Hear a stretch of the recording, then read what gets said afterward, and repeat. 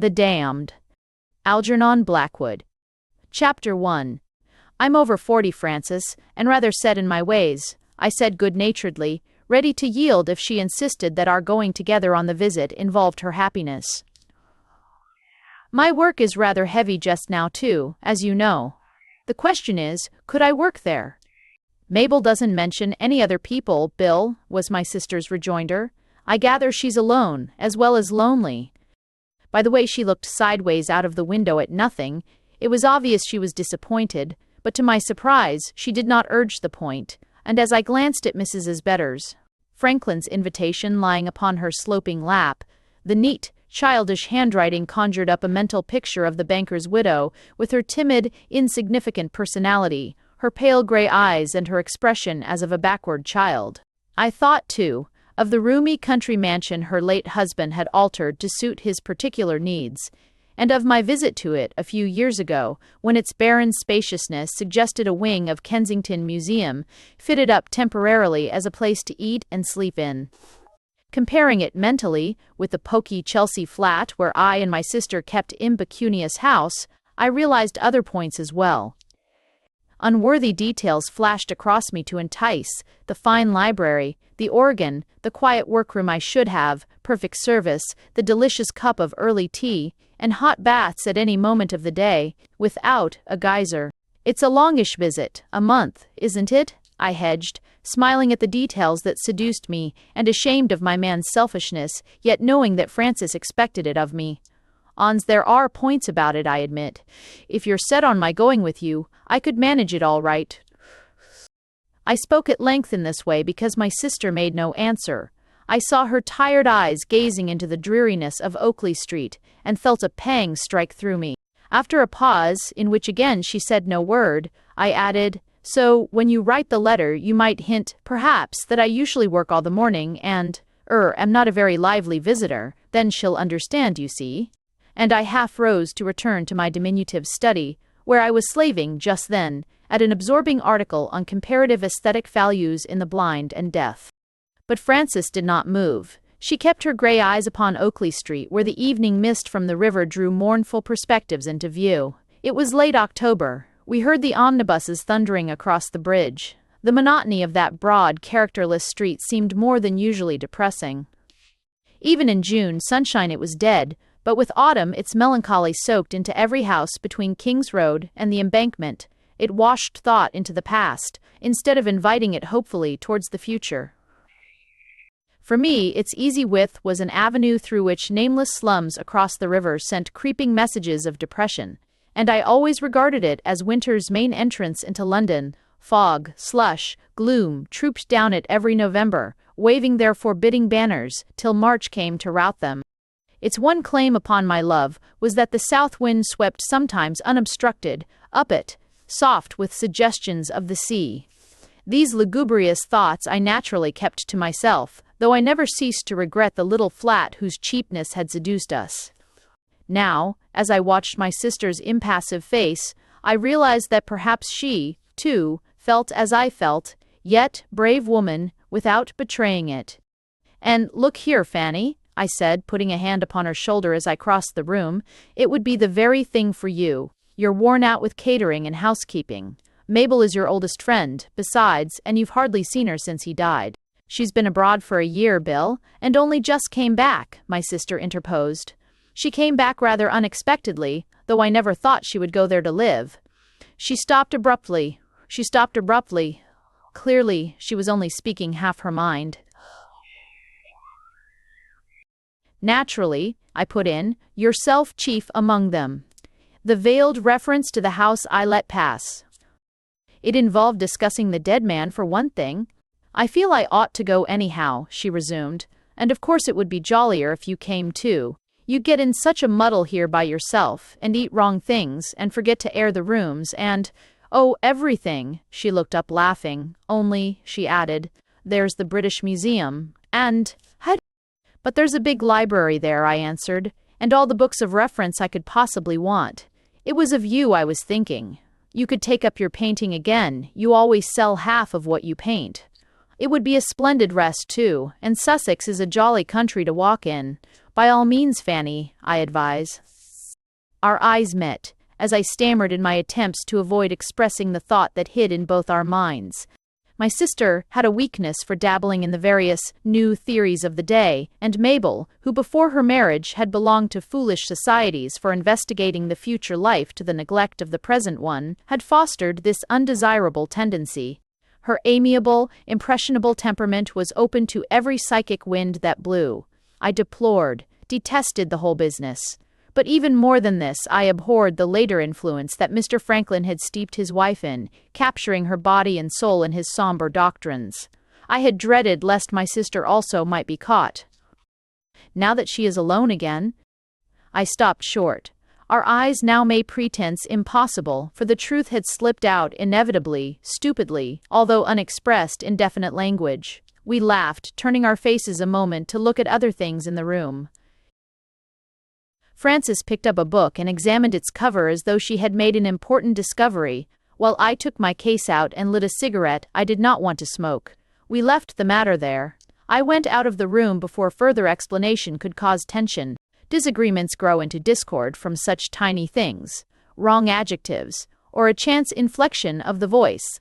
Frances had a right to her views of life as much as I had. At least, I reflected comfortably, we had separated upon an agreement this time, recognized mutually, though not actually stated. And this point of meeting was, oddly enough, our way of regarding someone who was dead. For we had both disliked the husband with a great dislike, and during his 3 years' married life had only been to the house once. For a weekend visit, arriving late on Saturday, we had left after an early breakfast on Monday morning. Ascribing my sister's dislike to a natural jealousy at losing her old friend, I said merely that he displeased me. Yet we both knew that the real emotion lay much deeper. Frances, loyal, honorable creature, had kept silence, and beyond saying that house and grounds, he altered one and laid out the other. Distressed her as an expression of his personality, somehow, distressed was the word she used. No further explanation had passed her lips. Our dislike of his personality was easily accounted for, up to a point, since both of us shared the artist's point of view that a creed, cut to measure and carefully dried, was an ugly thing, and that a dogma to which believers must subscribe or perish everlastingly was a barbarism resting upon cruelty. But while my own dislike was purely due to an abstract worship of beauty, my sister's had another twist in it, for with her new tendencies, she believed that all religions were an aspect of truth, and that no one, even the lowest wretch, could escape heaven in the long run. Samuel Franklin, the rich banker, was a man universally respected and admired, and the marriage, though Mabel was 15 years his junior, won general applause. His bride was an heiress in her own right. Breweries, and the story of her conversion at a revivalist meeting where Samuel Franklin had spoken fervidly of heaven and terrifyingly of sin, hell, and damnation, even contained a touch of genuine romance. She was a brand snatched from the burning. His detailed eloquence had frightened her into heaven. Salvation came in the nick of time. His words had plucked her from the edge of that lake of fire and brimstone, where their worm dieth not, and the fire is not quenched. She regarded him as a hero, sighed her relief upon his saintly shoulder, and accepted the peace he offered her with a grateful resignation. For her husband was a religious man who successfully combined great riches with the glamour of winning souls. He was a portly figure, though tall, with masterful, big hands, his fingers rather thick and red, and his dignity, that just escaped being pompous, held in it something that was implacable.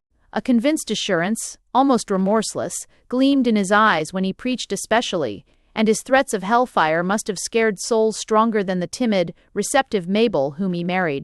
He clad himself in long frock coats, hat, buttoned unevenly, big square boots, and trousers that invariably bagged at the knee and were a little short.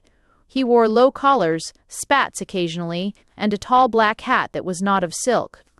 His voice was alternately hard and unctuous, and he regarded theaters, ballrooms, and racecourses as the vestibule of that brimstone lake of whose geography he was as positive as of his great banking offices in the city.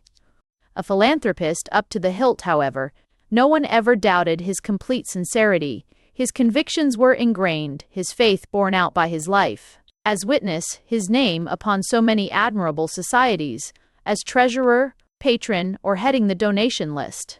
He bulked large in the world of doing good, a broad and stately stone in the rampart against evil, and his heart was genuinely kind and soft for others, who believed as he did. Yet, in spite of this true sympathy with suffering and his desire to help, he was narrow as a telegraph wire and unbending as a church pillar. He was intensely selfish.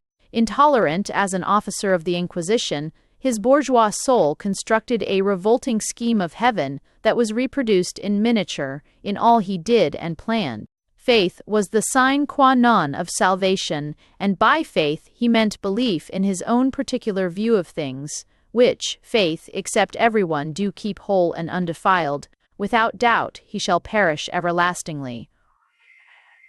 He was right. Yet he prayed without ceasing, and gave heavily to the poor, the only thing he could not give being big ideas to his provincial and suburban deity. Pettier than an insect and more obstinate than a mule, he had also the superior, sleek humility of a chosen one. He was churchwarden too. He read the lesson in a place of worship, either chilly or overheated, where neither organ, vestments, nor lighted candles were permitted, but where the odor of hair wash on the boys' heads in the back rows pervaded the entire building. This portrait of the banker, who accumulated riches both on earth and in heaven, may possibly be overdrawn, however, because Francis and I were artistic temperaments that viewed the type with a dislike and distrust amounting to contempt. The majority considered Samuel Franklin a worthy man and a good citizen. The majority, doubtless, held the saner view. A few years more, and he certainly would have been made a baronet. He relieved much suffering in the world, as assuredly as he caused many souls the agonies of torturing fear by his emphasis upon damnation. Had there been one point of beauty in him, we might have been more lenient, only we found it not, and, I admit, took little pains to search. I shall never forget the look of dour forgiveness with which he heard our excuses for missing morning prayers that Sunday morning of our single visit to the Towers. My sister learned that a change was made soon afterwards, prayers being conducted after breakfast instead of before. The Towers stood solemnly upon a Sussex hill amid park-like modern grounds, but the house cannot better be described. It would be so wearisome for one thing than by saying that it was a cross between an overgrown, pretentious Norwood villa and one of those saturnine institutes for cripples. The train passes as it slinks ashamed through South London into Surrey. It was wealthily furnished and at first sight imposing, but on closer acquaintance revealed a meager personality, barren and austere. One looked for rules and regulations on the walls, all signed by order. The place was a prison that shut out the world. There was, of course, no billiard room, no smoking room, no room for play of any kind, and the great hall at the back, once a chapel, which might have been used for dancing, theatricals, or other innocent amusements, was consecrated in his day to meetings of various kinds, temperance or missionary societies. There was a harmonium at one end, on the level floor, a raised dais or platform at the other, and a gallery above for the servants, gardeners, and coachmen. It was heated with hot water pipes, and hung with Dorch's pictures, though these latter were soon removed and stored out of sight in the attics as being too unspiritual. In polished, shiny wood, it was a representation in miniature of that poky exclusive heaven he took about with him, externalizing it in all he did and planned, even in the grounds about the house. Changes in the Towers, Francis told me, had been made during Mabel's year of widowhood abroad. An organ put into the big hall, the library made livable and recatalogued, when it was permissible to suppose she had found her soul again and returned to her normal, healthy views of life, which included enjoyment and play, literature, music, and the arts, without, however, a touch of that trivial thoughtlessness usually termed worldliness. Mrs. Franklin, as I remembered her, was a quiet little woman, shallow, perhaps, and easily influenced, but sincere as a dog and thorough in her faithful friendship. Her tastes at heart were Catholic, and that heart was simple and unimaginative. That she took up with the various movements of the day was sign merely that she was searching in her limited way for a belief that should bring her peace. She was, in fact, a very ordinary woman, her caliber a little less than that of Francis. I knew they used to discuss all kinds of theories together, but as these discussions never resulted in action, I had come to regard her as harmless. Still, I was not sorry when she married, and I did not welcome now a renewal of the former intimacy. The philanthropist, she had given no children, or she would have made a good and sensible mother. No doubt she would marry again. Mabel mentions that she's been alone at the Towers since the end of August, Frances told me at tea time, and I'm sure she feels out of it and lonely. It would be a kindness to go. Besides, I always liked her. I agreed. I had recovered from my attack of selfishness. I expressed my pleasure. "You've written to accept," I said, half statement and half question. Frances nodded. "I thanked for you," she added quietly, explaining that you were not free at the moment, but that later, if not inconvenient, you might come down for a bit and join me. I stared. Frances sometimes had this independent way of deciding things. I was convicted and punished into the bargain. Of course, there followed argument and explanation, as between brother and sister who were affectionate, but the recording of our talk could be of little interest. It was arranged thus, Frances and I both satisfied.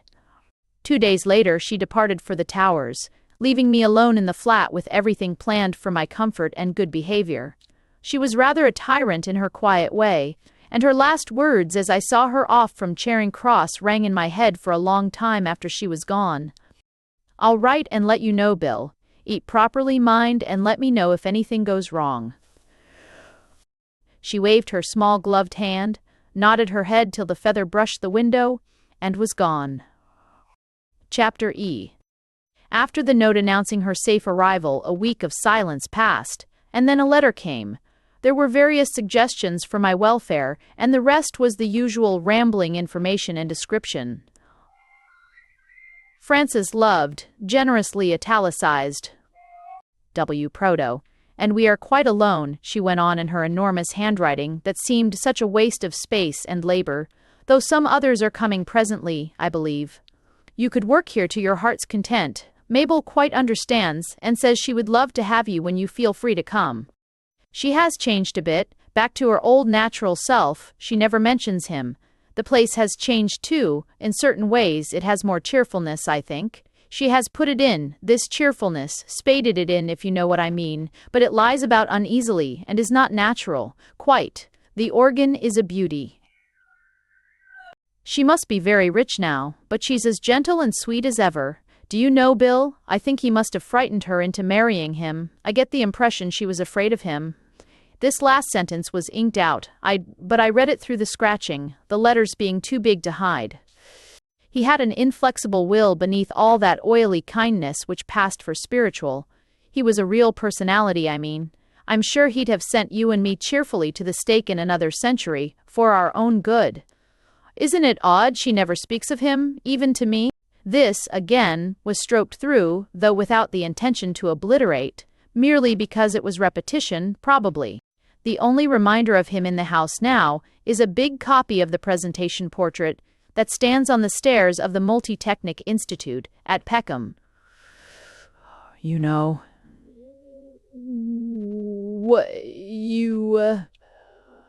It hangs in the dining room and rather dominates our meals. I wish Mabel would take it down. I think she'd like to, if she dared. There's not a single photograph of him anywhere, even in her own room. Marcia's here. You remember her, his housekeeper, the wife of the man who got penal servitude for killing a baby or something.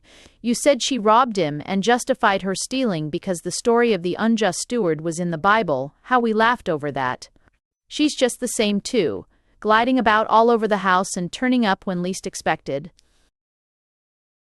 Other reminiscences filled the next 2 sides of the letter and ran, without a trace of punctuation, into instructions about a salamander stove for heating my workroom in the flat.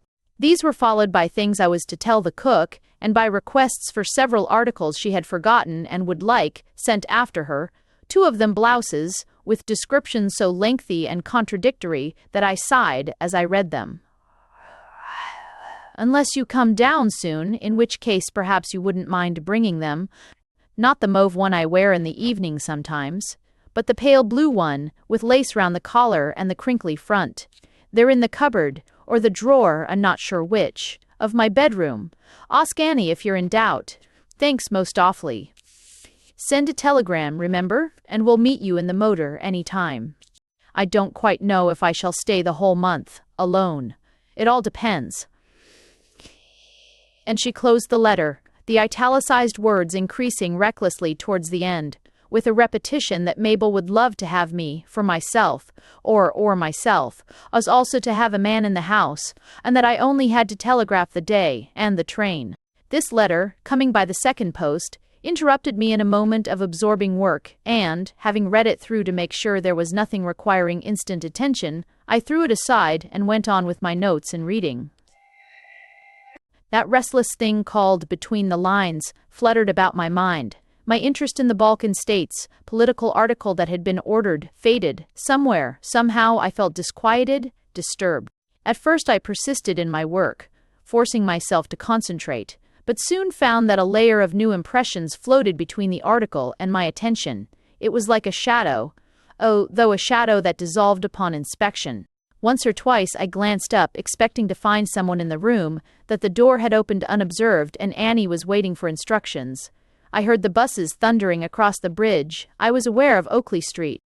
Montenegro and the blue Adriatic melted into the October haze along that depressing embankment that aped a riverbank, and sentences from the letter flashed before my eyes and stung me. Picking it up and reading it through more carefully, I rang the bell and told Annie to find the blouses and pack them for the post, showing her finally the written description and resenting the superior smile with which she at once interrupted. "I know them, sir," and disappeared.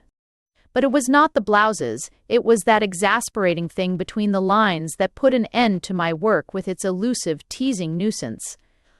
The first sharp impression is alone of value in such a case, for once analysis begins, the imagination constructs all kinds of false interpretation. The more I thought, the more I grew fuddled. The letter, it seemed to me, wanted to say another thing. Instead, the 8 sheets conveyed it merely. It came to the edge of disclosure, then halted. There was something on the writer's mind, and I felt uneasy. Studying the sentences brought, however, no revelation, but increased confusion only, for while the uneasiness remained, the first clear hint had vanished. In the end, I closed my books and went out to look up another matter at the British Museum Library. Perhaps I should discover it that way, by turning the mind in a totally new direction. I lunched at the Express Dairy in Oxford Street close by, and telephoned to Annie that I would be home to tea at 5. And at tea, tired physically and mentally after breathing the exhausted air of the rotunda for 5 hours, my mind suddenly delivered up its original impression, vivid and clear-cut. No proof accompanied the revelation. It was mere presentiment, but convincing. Frances was disturbed in her mind, her orderly, sensible, housekeeping mind. She was uneasy, even perhaps afraid. Something in the house distressed her, and she had need of me. Unless I went down, her time of rest and change, her quite necessary holiday, in fact, would be spoilt. She was too unselfish to say this, but it ran everywhere between the lines. I saw it clearly now. Mrs. Franklin, moreover, and that meant Frances too, would like a man in the house. It was a disagreeable phrase, a suggestive way of hinting something she dared not state, definitely. The 2 women in that great, lonely barrack of a house were afraid. My sense of duty, affection, unselfishness, whatever the composite emotion may be termed, was stirred. Also, my vanity. I acted quickly, lest reflection should warp clear, decent judgment. "Annie," I said, when she answered the bell, "you need not send those blouses by the post. I'll take them down tomorrow when I go. I shall be away a week or 2, possibly longer." And, having looked up a train, I hastened out to telegraph before I could change my fickle mind. But no desire came that night to change my mind. I was doing the right, the necessary thing. I was even in something of a hurry to get down to the Towers as soon as possible. I chose an early afternoon train. Chapter IE. A telegram had told me to come to a town 10 miles from the house, so I was saved the crawling train to the local station and traveled down by an express. As soon as we left London, the fog cleared off, and an autumn sun, though without heat in it, painted the landscape with golden browns and yellows. My spirits rose as I lay back in the luxurious motor and sped between the woods and hedges. Oddly enough, my anxiety of overnight had disappeared. It was due, no doubt, to that exaggeration of detail which reflection in loneliness brings. Frances and I had not been separated for over a year, and her letters from the towers told so little. It had seemed unnatural to be deprived of those intimate particulars of mood and feeling I was accustomed to. We had such confidence in one another, and our affection was so deep. Though she was but 5 years younger than myself, I regarded her as a child. My attitude was fatherly. In return, she certainly mothered me with a solicitude that never cloyed. I felt no desire to marry while she was still alive. She painted in watercolors with a reasonable success and kept house for me. I wrote, reviewed books, and lectured on aesthetics. We were a humdrum couple of quasi-artists, well satisfied with life, and all I feared for her was that she might become a suffragette, or be taken captive by one of these wild theories that caught her imagination sometimes, and that Mabel, for one, had fostered. As for myself, no doubt she deemed me a trifle solid or stolid, I forget which word she preferred, but on the whole there was just sufficient difference of opinion to make intercourse suggestive without monotony, and certainly without quarreling. Drawing in deep draughts of the stinging autumn air, I felt happy and exhilarated. It was like going for a holiday, with comfort at the end of the journey, instead of bargaining for centimes. But my heart sank noticeably the moment the house came into view. The long drive, lined with hostile monkey trees and formal Wellingtonias that were solemn and sedate, was mere extension of the miniature approach to 1,000 semi-detached suburban residences. Unburied to see because is others properlies to separate it, and the appearance of the towers, as we turned the corner with a rush, suggested a commonplace climax to a story that had begun interestingly, almost thrillingly. A villa had escaped from the shadow of the Crystal Palace, thumped its way down by night, grown suddenly monstrous in a shower of rich rain, and settled itself insolently to stay. Ivy climbed about the opulent red brick walls, but climbed neatly and with disfiguring effect, sham as on a prison, or, the simile made me smile, an orphan asylum. An orphan asylum, there was no hint of the comely roughness of untidy ivy on a ruin. Clipped, trained, and precise it was, as on a brand-new Protestant church. I swear there was not a bird's nest, nor a single earwig in it anywhere. About the porch it was particularly thick, smothering a 17th-century lamp with a contrast that was quite horrible. Extensive glass houses spread away on the farther side of the house. The numerous towers to which the building owed its name seemed made to hold school bells, and the windowsills, thick with potted flowers, made me think of the desolate suburbs of Brighton or Bexhill. In a commanding position upon the crest of a hill, it overlooked miles of undulating, wooded country southwards to the downs, but behind it, to the north, thick banks of ilex, holly, and privet protected it from the cleaner and more stimulating winds. Hence, though highly placed, it was shut in. 3 years had passed since I last set eyes upon it, but the unsightly memory I had retained was justified by the reality. The place was deplorable. It is my habit to express my opinions audibly sometimes, when impressions are strong enough to warrant it, but now I only sighed, "Oh dear," as I extricated my legs from many rugs and went into the house. A tall parlour-maid, with the bearing of a grenadier, received me, and standing behind her was Mrs. Daybury. Marsh, the housekeeper, whom I remembered because her untidy back hair had suggested to me that it had been burnt. I went at once to my room, my hostess already dressing for dinner, but Frances came in to see me, just as I was struggling with my black tie that had got tangled like a bootlace. She fastened it for me in a neat, effective bow, and while I held my chin up for the operation, staring blankly at the ceiling, the impression came. I wondered, was it her touch that caused it? That something in her trembled? Shrinking, perhaps, is the truer word. Nothing in her face or manner betrayed it, nor in her pleasant, easy talk while she tidied my things and scolded my slovenly packing, as her habit was, questioning me about the servants at the flat. The blouses, though right, were crumpled, and my scolding was deserved. There was no impatience even. Yet somehow or other the suggestion of a shrinking reserve and holding back reached my mind. She had been lonely, of course, but it was more than that. She was glad that I had come, yet for some reason unstated she could have wished that I had stayed away.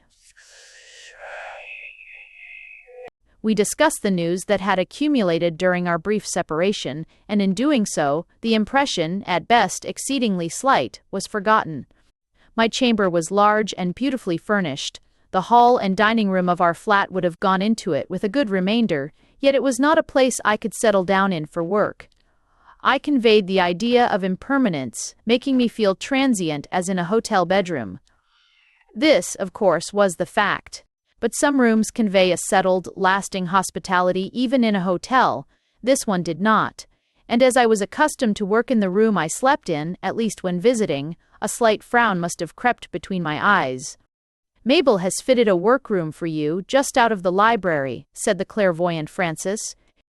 "No one will disturb you there, and you'll have 15,000 books all catalogued within easy reach.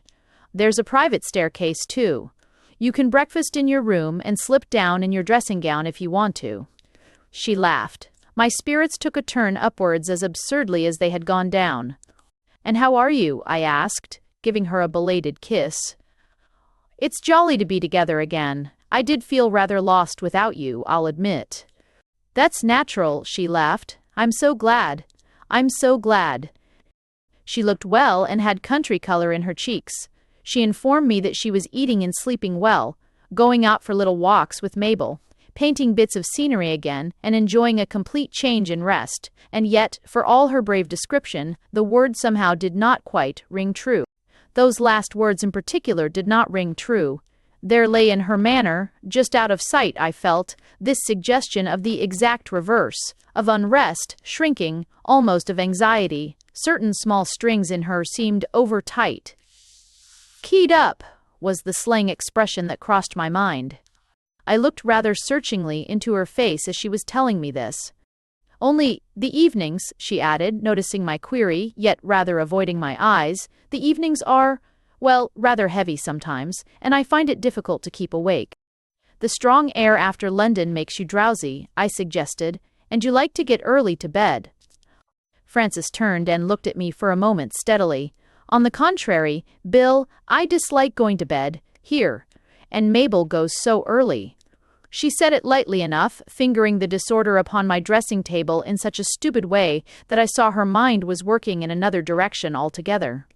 She looked up suddenly with a kind of nervousness from the brush and scissors. "Billy," she said abruptly, lowering her voice, "isn't it odd, but I hate sleeping alone here? I can't make it out quite. I've never felt such a thing before in my life. Do you, think it's all nonsense?" And she laughed. With her lips but not with her eyes, there was a note of defiance in her. I failed to understand. "Nothing in nature like yours feels strongly is nonsense, Frances," I replied soothingly. But I, too, answered with my lips only, for another part of my mind was working elsewhere, and among uncomfortable things. A touch of bewilderment passed over me. I was not certain how best to continue. If I laughed, she would tell me no more, yet if I took her too seriously, the strings would tighten further. Instinctively then, this flashed rapidly across me, that something of what she felt, I had also felt, though interpreting it differently. Vague it was, as the coming of rain or storm that announced themselves hours in advance with their hint of faint, unsettling excitement in the air. I had been but a short hour in the house. Big, comfortable, luxurious house, but had experienced this sense of being unsettled, unfixed, fluctuating. A kind of impermanence that transient lodgers in hotels must feel, but that a guest in a friend's home ought not to feel, be the visit short or long. To Frances, an impressionable woman, the feeling had come in the terms of alarm. She disliked sleeping alone, while yet she longed to sleep. The precise idea in my mind evaded capture, merely brushing through me, 3/4 out of sight. I realized only that we both felt the same thing, and that neither of us could get at it clearly. Degrees of unrest we felt, but the actual thing did not disclose itself. It did not happen. I felt strangely at sea for a moment. Frances would interpret hesitation as endorsement, and encouragement might be the last thing that could help her. "Sleeping in a strange house," I answered at length, "is often difficult at first, and one feels lonely. After 15 months in our tiny flat, one feels lost and uncared for in a big house. It's an uncomfortable feeling. I know it well. And this is a barrack, isn't it? The masses of furniture only make it worse.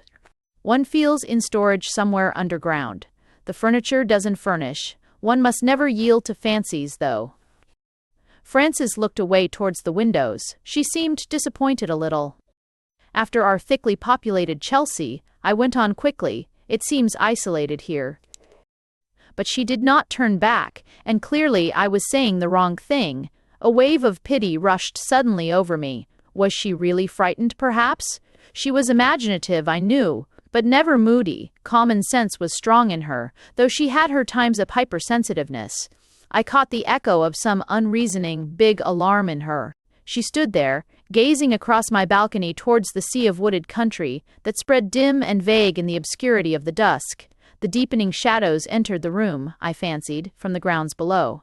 Following her abstracted gaze a moment, I experienced a curious, sharp desire to leave, to escape.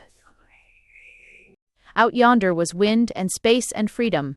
This enormous building was oppressive, silent, still. Great catacombs occurred to me, things beneath the ground, imprisonment and capture. I believe I even shuddered a little. I touched her shoulder. She turned round slowly, and we looked with a certain deliberation into each other's eyes. "Fanny," I asked, more gravely than I intended, "you are not frightened, are you? Nothing has happened, has it?" She replied with emphasis, "Of course not. How could it? I mean, why should I?" she stammered, as though the wrong sentence flustered her a second. It's simply that I have this dislike of sleeping alone." Naturally, my first thought was how easy it would be to cut our visit short. But I did not say this.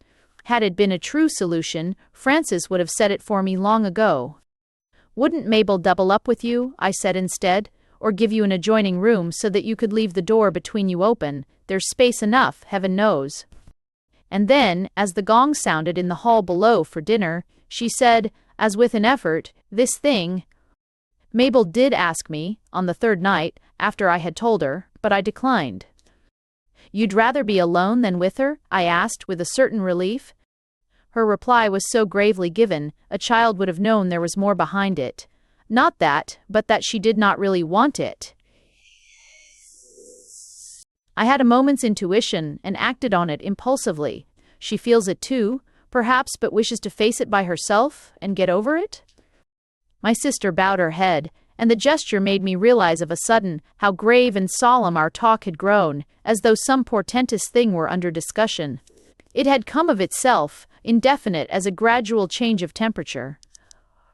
Yet neither of us knew its nature, for apparently neither of us could state it plainly. Nothing happened, even in our words. "That was my impression," she said, "that if she yields to it she encourages it, and a habit forms so easily. Just think," she added with a faint smile that was the first sign of lightness she had yet betrayed, "what a nuisance it would be, everywhere, if everybody was afraid of being alone, like that." I snatched readily at the chance. We laughed a little, though it was a quiet kind of laughter that seemed wrong. I took her arm and led her towards the door. "Disastrous, in fact," I agreed. She raised her voice to its normal pitch again, as I had done. "Over, no doubt it will pass," she said, "now that you have come. Of course, it's chiefly my imagination." Her tone was lighter, though nothing could convince me that the matter itself was light just then. And in any case, tightening her grip on my arm as we passed into the bright, enormous corridor and caught sight of Mrs. Franklin waiting in the cheerless hall below, "I'm very glad you're here, Bill, and Mabel, I know, is too. If it doesn't pass," I just had time to whisper with a feeble attempt at jollity, "I'll come at night and snore outside your door.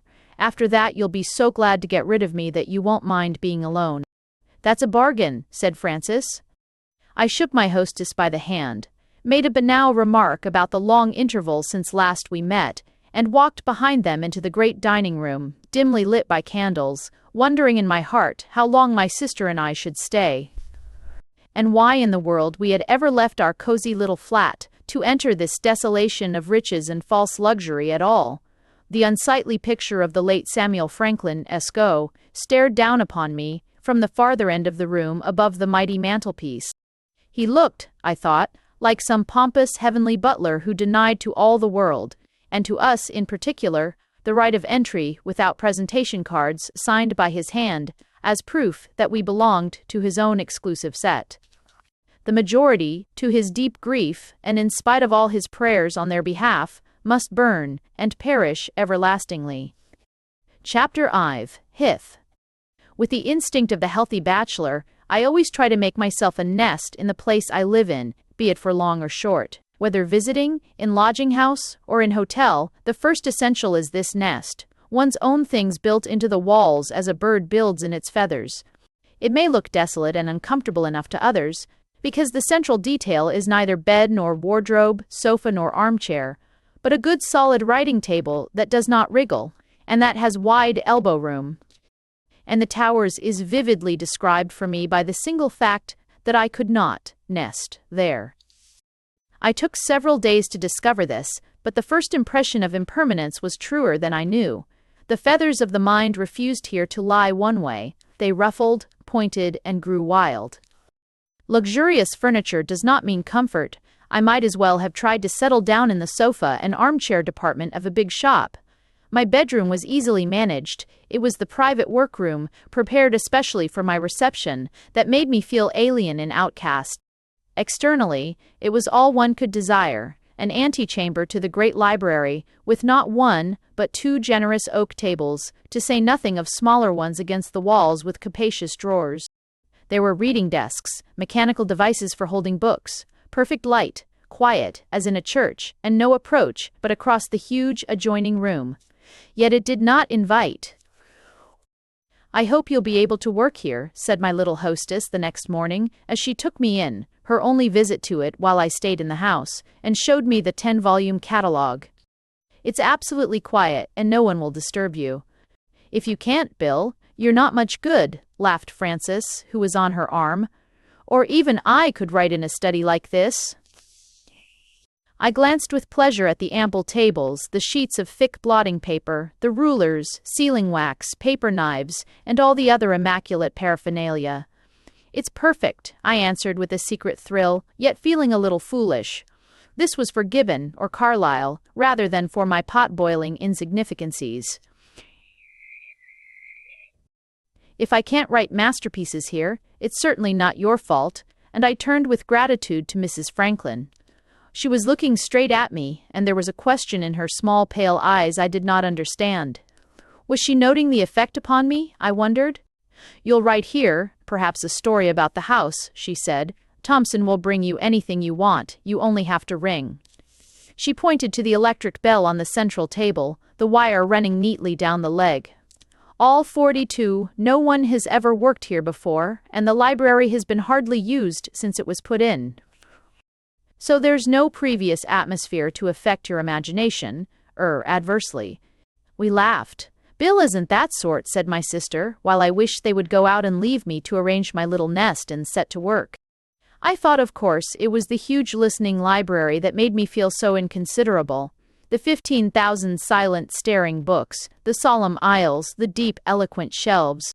But when the women had gone and I was alone, the beginning of the truth crept over me, and I felt that first hint of disconsolateness, which later became an imperative. Number the mind, shut down, images ceased to rise and flow. I read, made copious notes, but I wrote no single line at the Towers. Nothing completed itself there. Nothing happened. The morning sunshine poured into the library through 10 long, narrow windows. Birds were singing. The autumn air, rich with a faint aroma of November melancholy that stung the imagination pleasantly, filled my antechamber. I looked out upon the undulating wooded landscape, hemmed in by the sweep of distant downs, and I tasted a whiff of the sea. Rooks cawed as they floated above the elms, and there were lazy cows in the nearer meadows. A dozen times I tried to make my nest and settle down to work, and a dozen times, like a turning fastidious dog upon a hearthrug, I rearranged my chair and books and papers. The temptation of the catalogue and shelves, of course, was accountable for much, yet not, I felt, for all. That was a manageable seduction. My work, moreover, was not of the creative kind that requires absolute absorption. It was the mere readable presentation of data I had accumulated. My notebooks were charged with facts, ready to tabulate. Facts, too, that interested me keenly. A mere effort of the will was necessary, and concentration of no difficult kind. Yet somehow, it seemed beyond me, something forever pushed the facts into disorder. Also, and in the end, I sat in the sunshine, dipping into a dozen books selected from the shelves outside, vexed with myself and only half enjoying it. I felt restless. I wanted to be elsewhere. And even while I read, attention wandered. Francis, Mabel, her late husband, the house and grounds, each in turn and sometimes all together, rose uninvited into the stream of thought, hindering any consecutive flow of work. In disconnected fashion came these pictures that interrupted concentration, yet presenting themselves as broken fragments of a bigger thing my mind already groped for unconsciously. They fluttered round this hidden thing, of which they were aspects, fugitive interpretations, no one of them bringing complete revelation. There was no adjective, such as pleasant or unpleasant, that I could attach to what I felt. Beyond that, the result was unsettling. Vague as the atmosphere of a dream, it yet persisted, and I could not dissipate it. Isolated words or phrases in the lines I read sent questions scouring across my mind, sure sign that the deeper part of me was restless and ill at ease. Rather trivial questions, too, half-foolish interrogations, as of a puzzled or curious child. Why was my sister afraid to sleep alone, and why did her friend feel a similar repugnance, yet seek to conquer it? Why was the solid luxury of the house without comfort, its shelter without the sense of permanence? Why had Mrs. Jesterstyled Franklin asked us to come, artists, unbelieving vagabonds, types at the farthest possible remove from the saved sheep of her husband's household? Had a reaction set in against the hysteria of her conversion? I had seen no signs of religious fervor in her. Her atmosphere was that of an ordinary, high-minded woman, yet a woman of the world. Lifeless, though, a little, perhaps. Now that I came to think about it, she had made no definite impression upon me of any kind. And my thoughts ran vaguely after this fragile clue. Closing my book, I let them run, for, with this chance reflection, came the discovery that I could not see her clearly, could not feel her soul, her personality. Her face, her small pale eyes, her dress and body and walk, all these stood before me like a photograph, but herself evaded me. She seemed not there, lifeless, empty, a shadow, nothing. The picture was disagreeable, and I put it by. Instantly she melted out, as though light thought had conjured up a phantom that had no real existence. And at that very moment, singularly enough, my eye caught sight of her moving past the window, going silently along the gravel path. I watched her, a sudden new sensation gripping me. There goes a prisoner, my thought instantly ran, one who wishes to escape, but cannot. What brought the outlandish notion, heaven only knows. The house was of her own choice. She was twice an heiress, and the world lay open at her feet. Yet she stayed, unhappy, frightened, caught. All this flashed over me, and made a sharp impression even before I had time to dismiss it as absurd. But a moment later explanation offered itself, though it seemed as far-fetched as the original impression. My mind, being logical, was obliged to provide something, apparently, for Mrs. Jatting. Franklin, while dressed to go out, with thick walking boots, a pointed stick, and a motor cap tied on with a veil as for the windy lanes, was obviously content to go no farther than the little garden paths. The costume was a sham and a pretense. It was this, and her lithe, quick movements that suggested a caged creature, a creature tamed by fear and cruelty, that cloaked themselves in kindness, pacing up and down, unable to realize why it got no farther, but always met the same bars in exactly the same place. The mind in her was barred. I watched her go along the paths and down the steps from one terrace to another, until the laurels hid her altogether, and into this mere imagining of a moment came a hint of something slightly disagreeable, for which my mind, search as it would, found no explanation at all. I remembered then certain other little things. They dropped into the picture of their own accord, in a mind not deliberately hunting for clues. Pieces of a puzzle sometimes come together in this way, bringing revelation, so that for a second there flashed across me, vanishing instantly again before I could consider it, a large, distressing thought. I can only describe vaguely as a shadow. Dark and ugly, oppressive certainly it might be described, with something torn and dreadful about the edges that suggested pain and strife and terror. The interior of a prison with 2 rows of occupied condemned cells, seen years ago in New York, sprang to memory after it. The connection between the two impossible to surmise even, but the certain other little things mentioned above were these. Leto, that Mrs. Nye Franklin, in last night's dinner talk, had always referred to this house, but never called it home, and had emphasized unnecessarily, for a well-bred woman, our great kindness in coming down to stay so long with her. Another time, in answer to my futile compliment about the stately rooms, she said quietly, "It is an enormous house for so small a party, but I stay here very little, and only till I get it straight again." The 3 of us were going up the great staircase to bed as this was said, and, not knowing quite her meaning, I dropped the subject. It edged delicate ground, I felt. Frances added no word of her own. How insignificant to recall, yet why did they suggest themselves just at this moment? Amnesty, amnesty, amnesty.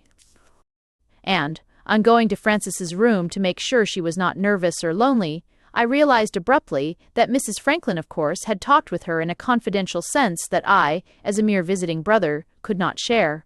Frances had told me nothing. I might easily have wormed it out of her had I not felt that for us to discuss further, our hostess and her house merely because we were under the roof together, was not quite nice or loyal. "I'll call you, Bill, if I'm scared," she had laughed as we parted, my room being just across the big corridor from her own. I had fallen asleep, thinking what in the world was meant by getting it straight again. And now in my antechamber to the library, on the second morning, sitting among piles of foolscap and sheets of spotless blotting paper, all useless to me, these slight hints came back and helped to frame the big, vague shadow I have mentioned. Up to the neck in this shadow, almost drowned, yet just treading water, stood the figure of my hostess in her walking costume. Frances and I seemed swimming to her aid. The shadow was large enough to include both house and grounds, but farther than that I could not see. Dismissing it, I fell to reading my purloined book again. Before I turned another page, however, another startling detail leaped out at me. The figure of Mrs. Franklin in the shadow was not living. It floated helplessly, like a doll or puppet that has no life in it. It was both pathetic and dreadful. Anyone who sits in reverie thus, of course, may see similar ridiculous pictures, when the will no longer guides construction. The incongruities of dreams are thus explained. I merely record the picture as it came. That it remained by me for several days, just as vivid dreams do, is neither here nor there. I did not allow myself to dwell upon it. The curious thing, perhaps, is that from this moment I date my inclination, though not yet my desire, to leave. I purposely say, to leave. I cannot quite remember when the word changed to that aggressive, frantic thing which is escape. Chapter V. We were left delightfully to ourselves in this pretentious country mansion with the soul of a villa. Frances took up her painting again, and, the weather being propitious, spent hours out of doors, sketching flowers, trees, and nooks of woodland, garden, even the house itself, where bits of it peered suggestively across the orchards. Franklin seemed always busy about something or other, and never interfered with us except to propose motoring, tea in another part of the lawn, and so forth. She flitted everywhere, preoccupied, yet apparently doing nothing. The house engulfed her rather, no visitor called. For one thing, she was not supposed to be back from abroad yet, and for another, I think, the neighborhood, her husband's neighborhood, was puzzled by her sudden cessation from good works. Brigades and temperance societies did not ask to hold their meetings in the big hall, and the vicar arranged the school treats in another's field without explanation. The full-length portrait in the dining room, and the presence of the housekeeper with the burnt-back hair, indeed, were the only reminders of the man who once had lived here. Mrs. H.T. Marsh retained her place in silence, well-paid sinecure as it doubtless was, yet with no hint of that suppressed disapproval one might have expected from her. Indeed, there was nothing positive to disapprove, since nothing worldly entered grounds or building. In her master's lifetime, she had been another brand snatched from the burning, and it had then been her custom to give vociferous testimony at the revival meetings where he adorned the platform and led in streams of prayer. I saw her sometimes on the stairs, hovering, wandering, half watching and half listening, and the idea came to me once that this woman somehow formed a link with the departed influence of her bigoted employer. She, alone among us, belonged to the house and looked at home there. When I saw her talking, oh, with such correct and respectful mien, to Mrs. Franklin, I had the feeling that for all her unaggressive attitude, she yet exerted some influence that sought to make her mistress stay in the building forever, live there. She would prevent her escape, prevent getting it straight again, thwart somehow her will to freedom, if she could. The idea in me was of the most fleeting kind. But another time, when I came down late at night to get a book from the library antechamber and found her sitting in the hall, alone, the impression left upon me was the reverse of fleeting. I can never forget the vivid, disagreeable effect it produced upon me.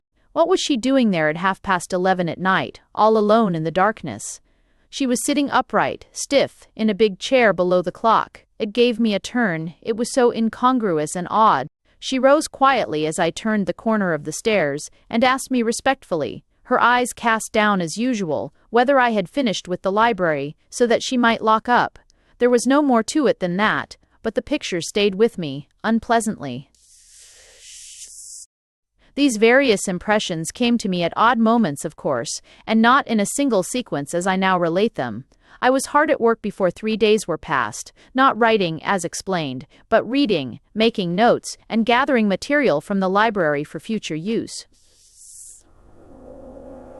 It was in chance moments that these curious flashes came, catching me unawares with a touch of surprise that sometimes made me start, for they proved that my undermind was still conscious of the shadow, and that far away out of sight lay the cause of it that left me with a vague unrest, unsettled, seeking to nest in a place that did not want me. Only when this deeper part knows harmony, perhaps, can good brainwork result, and my inability to write was thus explained. Certainly, I was always seeking for something here I could not find, an explanation that continually evaded me.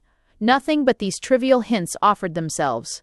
Lumped together, however, they had the effect of defining the shadow a little. I became more and more aware of its very real existence. And if I have made little mention of Frances and my hostess in this connection, it is because they contributed at first little or nothing towards the discovery of what this story tries to tell. Our life was wholly external, normal, quiet, and uneventful. Conversation, banal. Mrs. Franklin's conversation in particular. They said nothing that suggested revelation. Both were in this shadow, and both knew that they were in it, but neither betrayed by word or act a hint of interpretation. They talked privately, no doubt, but of that I can report no details. And so it was that, after 10 days of a very commonplace visit, I found myself looking straight into the face of a strangeness that defied capture at close quarters. "There's something here that never happens," were the words that rose in my mind, and that's why none of us can speak of it. And as I looked out of the window and watched the vulgar blackbirds, with toes turned in, boring out their worms, I realized sharply that even they, as indeed everything large and small in the house and grounds, shared this strangeness, and were twisted out of normal appearance because of it. Life, as expressed in the entire place, was crumpled, dwarfed, emasculated. God's meanings here were crippled, his love of joy was stunted. Nothing in the garden danced or sang. There was hate in it. The shadow, my thought hurried on to completion, is a manifestation of hate, and hate is the devil. And then I sat back frightened in my chair, for I knew that I had partly found the truth. Leaving my books, I went out into the open. The sky was overcast, yet the day by no means gloomy, for a soft, diffused light oozed through the clouds and turned all things warm and almost summery. But I saw the grounds now in their nakedness because I understood. Hate means strife, and the two together weave the robe that terror wears. Having no so-called religious beliefs myself, nor belonging to any set of dogmas called a creed, I could stand outside these feelings and observe. Yet they soaked into me sufficiently for me to grasp sympathetically what others with more cabin souls, I flattered myself, might feel. That picture in the dining room stalked everywhere, hid behind every tree, peered down upon me from the peaked ugliness of the bourgeois towers, and left the impress of its powerful hand upon every bed of flowers. "You must not do this, you must not do that," went past me through the air. "You must not leave these narrow paths," said the rigid iron railings of black. "You shall not walk here," was written on the lawns. "Art. Keep to the steps, don't pick the flowers, make no noise of laughter, singing, dancing," was placarded all over the rose garden, and trespassers will be, not prosecuted but, destroyed. Hung from the crest of monkey tree and holly, guarding the ends of each artificial terrace, stood gaunt, implacable policemen, warders, jailers. "Come with us," they chanted, "or be damned eternally." I remember feeling quite pleased with myself that I had discovered this obvious explanation of the prison feeling the place breathed out. That the posthumous influence of heavy old Samuel Franklin might be an inadequate solution did not occur to me. By getting the place straight again, his widow, of course, meant forgetting the glamour of fear and foreboding his depressing creed had temporarily forced upon her. And Frances, delicately minded being, did not speak of it, because it was the influence of the man her friend had loved. I felt lighter, a load was lifted from me. To trace the unfamiliar to the familiar, came back a sentence I had read somewhere, is to understand. It was a real relief. I could talk with Frances now, even with my hostess, no danger of treading clumsily. Wine, for the key, was in my hands. I might even help to dissipate the shadow, to get it straight again. It seemed, perhaps, our long invitation was explained. I went into the house laughing, at myself a little. Perhaps after all the artist's outlook, with no hard and fast dogmas, is as narrow as the others. How small humanity is, and why is there no possible and true combination of all outlooks? The feeling of unsettling was very strong in me just then, in spite of my big discovery, which was to clear everything up. And at the moment, I ran into Frances on the stairs, with a portfolio of sketches under her arm. It came across me then abruptly that, although she had worked a great deal since we came, she had shown me nothing. It struck me suddenly as odd, unnatural. The way she tried to pass me now confirmed my newborn suspicion that, well, that her results were hardly what they ought to be. "Stand and deliver," I laughed, stepping in front of her. "I've seen nothing you've done since you've been here, and as a rule you show me all your things. I believe they are atrocious and degrading." Then my laughter froze. She made a sly gesture to slip past me, and I almost decided to let her go, for the expression that flashed across her face shocked me. She looked uncomfortable and ashamed, the color came and went a moment in her cheeks, making me think of a child detected in some secret naughtiness. It was almost fear. "It's because they're not finished then," I said, dropping the tone of banter, "or because they're too good for me to understand. For my criticism of painting," she told me, "was crude and ignorant sometimes. But you'll let me see them later, won't you?" Frances, however, did not take the way of escape I offered. She changed her mind. She drew the portfolio from beneath her arm instead. "You can see them if you really want to, Bill," she said quietly, and her tone reminded me of a nurse who says to a boy just grown out of childhood, "You are old enough now to look upon horror and ugliness, only I don't advise it." "I do want to," I said, and made to go downstairs with her. But instead, she said in the same low voice as before, "Come up to my room, we shall be undisturbed there." So, I guessed that she had been on her way to show the paintings to our hostess, but did not care for us all three to see them together. My mind worked furiously. "Mabel asked me to do them," she explained in a tone of submissive horror, once the door was shut. "In fact, she begged it of me. You know how persistent she is in her quiet way. I had to." She flushed and opened the portfolio on the little table by the window, standing behind me as I turned the sketches over, sketches of the grounds and trees and garden. In the first moment of inspection, however, I did not take in clearly why my sister's sense of modesty had been offended.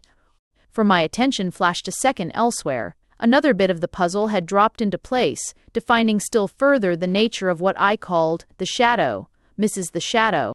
Franklin, I now remembered, had suggested to me in the library that I might perhaps write something about the place, and I had taken it for one of her banal sentences and paid no further attention.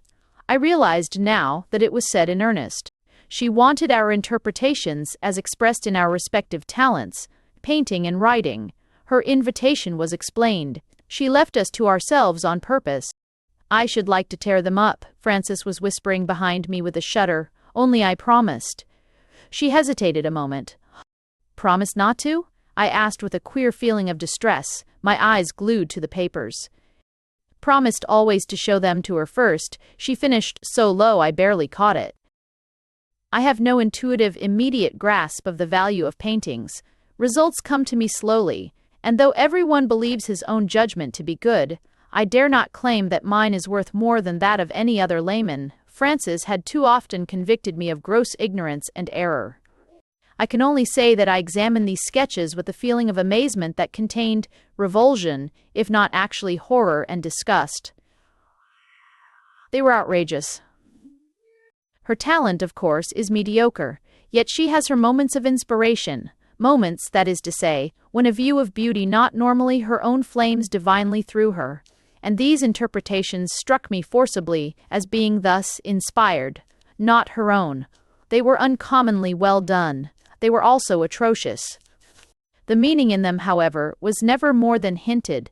There the unholy skill and power came in, they suggested so abominably, leaving most to the imagination.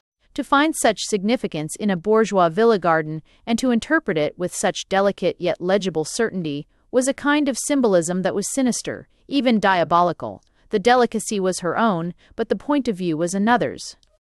And the word that rose in my mind was not the gross description of impure, but the more fundamental qualification, unpure. In silence I turned the sketches over one by one, as a boy hurries through the pages of an evil book, lest he be caught. What does Mabel do with them? I asked presently in a low tone as I neared the end. Does she keep them? She makes notes about them in a book and then destroys them, was the reply from the end of the room. I heard a sigh of relief. I'm glad you've seen them, Bill. I wanted you to, but was afraid to show them. You understand? I understand, was my reply, though it was not a question intended to be answered. All I understood really was that Mabel's mind was as sweet and pure as my sister's, and that she had some good reason for what she did. She destroyed the sketches, but first made notes. It was an interpretation of the place she sought. Brother-like, I felt resentment, though, that Frances should waste her time and talent when she might be doing work that she could sell. Naturally, I felt other things as well. Mabel pays me 5 guineas for each one, I heard. Absolutely insists. I stared at her stupidly a moment, bereft of speech or wit. I must either accept or go away, she went on calmly, but a little white. I've tried everything. It's unintentional then on your part. Forgive my asking it, Frances dear, I blundered, hardly knowing what to think or say. Between the lines of her letter came back to me. I mean, you make the sketches in your ordinary way and the result comes out of itself, so to speak. She nodded, throwing her hands out like a Frenchman. We needn't keep the money for ourselves, Bill. We can give it away, but I must either accept or leave. And she repeated the shrugging gesture. She sat down on the chair facing me, staring helplessly at the carpet. You say there was a scene? I went on presently, she insisted. She begged me to continue, my sister replied very quietly. She thinks, that is, she has an idea or theory that there's something about the place, something she can't get at quite. Frances stammered badly. She knew I did not encourage her wild theories. Something she feels, yes, I helped her, more than curious. Oh, you know what I mean, Bill, she said desperately, that the place is saturated with some influence that she is herself too positive or too stupid to interpret. She's trying to make herself negative and receptive, as she calls it, but can't, of course, succeed. Haven't you noticed how dull and impersonal and insipid she seems, as though she had no personality? She thinks impressions will come to her that way, but they don't. Naturally. So she's trying us. what she calls the sensitive and impressionable artistic temperament. She says that until she is sure exactly what this influence is, she can't fight it, turn it out, get the house straight, as she phrases it. Remembering my own singular impressions, I felt more lenient than I might otherwise have done. I tried to keep impatience out of my voice. And this influence, whose is it? We used the pronoun that followed in the same breath, for I answered my own question at the same moment as she did. His. Our heads nodded involuntarily towards the floor, the dining room being directly underneath. And my heart sank. My curiosity died away on the instant. I felt bored. A commonplace haunted house was the last thing in the world to amuse or interest me. The mere thought exasperated, with its suggestions of imagination, overwrought nerves, hysteria, and the rest. Mingled with my other feelings was certainly disappointment. To see a figure or feel a presence, and report from day to day strange incidents to each other, would be a form of weariness I could never tolerate. But really, Francis, I said firmly after a moment's pause, it's too far-fetched, this explanation. A curse, you know, belongs to the ghost stories of early Victorian days. And only my positive conviction that there was something after all worth discovering, and that it most certainly was not this, prevented my suggesting that we terminate our visit forthwith, or as soon as we decently could. This is not a haunted house, whatever it is, I concluded somewhat vehemently, bringing my hand down upon her odious portfolio. My sister's reply revived my curiosity sharply. I was waiting for you to say that. Mabel says exactly the same. He is in it, but it's something more than that alone, something far bigger and more complicated. Her sentence seemed to indicate the sketches, and though I caught the inference, I did not take it up, having no desire to discuss them with her, just them indeed, if ever. I merely stared at her, and listened. Questions, I felt sure, would be of little use. It was better she should say her thought in her own way. He is one influence, the most recent, she went on slowly and always very calmly, but there are others, deeper layers, as it were, underneath. If his were the only one, something would happen, but nothing ever does happen. The others hinder and prevent, as though each were struggling to predominate. I had felt it already myself. The idea was rather horrible. I shivered. That's what is so ugly about it, that nothing ever happens, she said. Always this endless anticipation, always on the dry edge of a result that never materializes. It is torture. Always is at her wit's end, you see. And when she begged me, what I felt about my sketches, I mean. She stammered badly as before. I stopped her. I had judged too hastily. That queer symbolism in her paintings, pagan and yet not innocent, was, I understood, the result of mixture. I did not pretend to understand, but at least I could be patient. I consequently held my peace. We did talk on a little longer, but it was more general talk that avoided successfully our hostess, the paintings, wild theories, and him, until at length the emotion Francis had hitherto so successfully kept under burst vehemently forth again. It had hidden between her calm sentences, as it had hidden between the lines of her letter. It swept her now from head to foot, packed tight in the thing she then said. Then, Bill, if it is not an ordinary haunted house, she asked, what is it? The words were commonplace enough. The emotion was in the tone of her voice that trembled, in the gesture she made, leaning forward and clasping both hands upon her knees, and in the slight blanching of her cheeks as her brave eyes asked the question and searched my own with anxiety that bordered upon panic. In that moment she put herself under my protection. I winced. And why, she added, lowering her voice to a still and furtive whisper, does nothing ever happen? If only, this with great emphasis, something would happen, break this awful tension, bring relief. It's the waiting I cannot stand. And she shivered all over as she said it, a touch of wildness in her eyes. I would have given much to have made a true and satisfactory answer. My mind searched frantically for a moment, but in vain. There lay no sufficient answer in me. I felt what she felt, though with differences. No conclusive explanation lay within reach. Nothing happened. Eager as I was to shoot the entire business into the rubbish heap where ignorance and superstition discharged their poisonous weeds, I could not honestly accomplish this. To treat Frances as a child and merely explain away would be to strain her confidence in my protection, so affectionately claimed. It would further be dishonest to myself, weak besides, to deny that I had also felt the strain and tension even as she did. While my mind continued searching, I returned her stare in silence. And Frances then, with more honesty and insight than my own, gave suddenly the answer herself, an answer whose truth and adequacy, so far as they went, I could not readily gainsay. I think, Bill, because it is too big to happen here. To happen anywhere, indeed, all at once, and too awful. To have tossed the sentence aside as nonsense, argued it away, proved that it was really meaningless, would have been easy, at any other time or in any other place, and, had the past week brought me none of the vivid impressions it had brought me, this is doubtless what I should have done. We understand in others only what we have in ourselves, but her explanation, in a measure, I knew was true. It hinted at the strife and struggle that my notion of a shadow had seemed to cover thinly.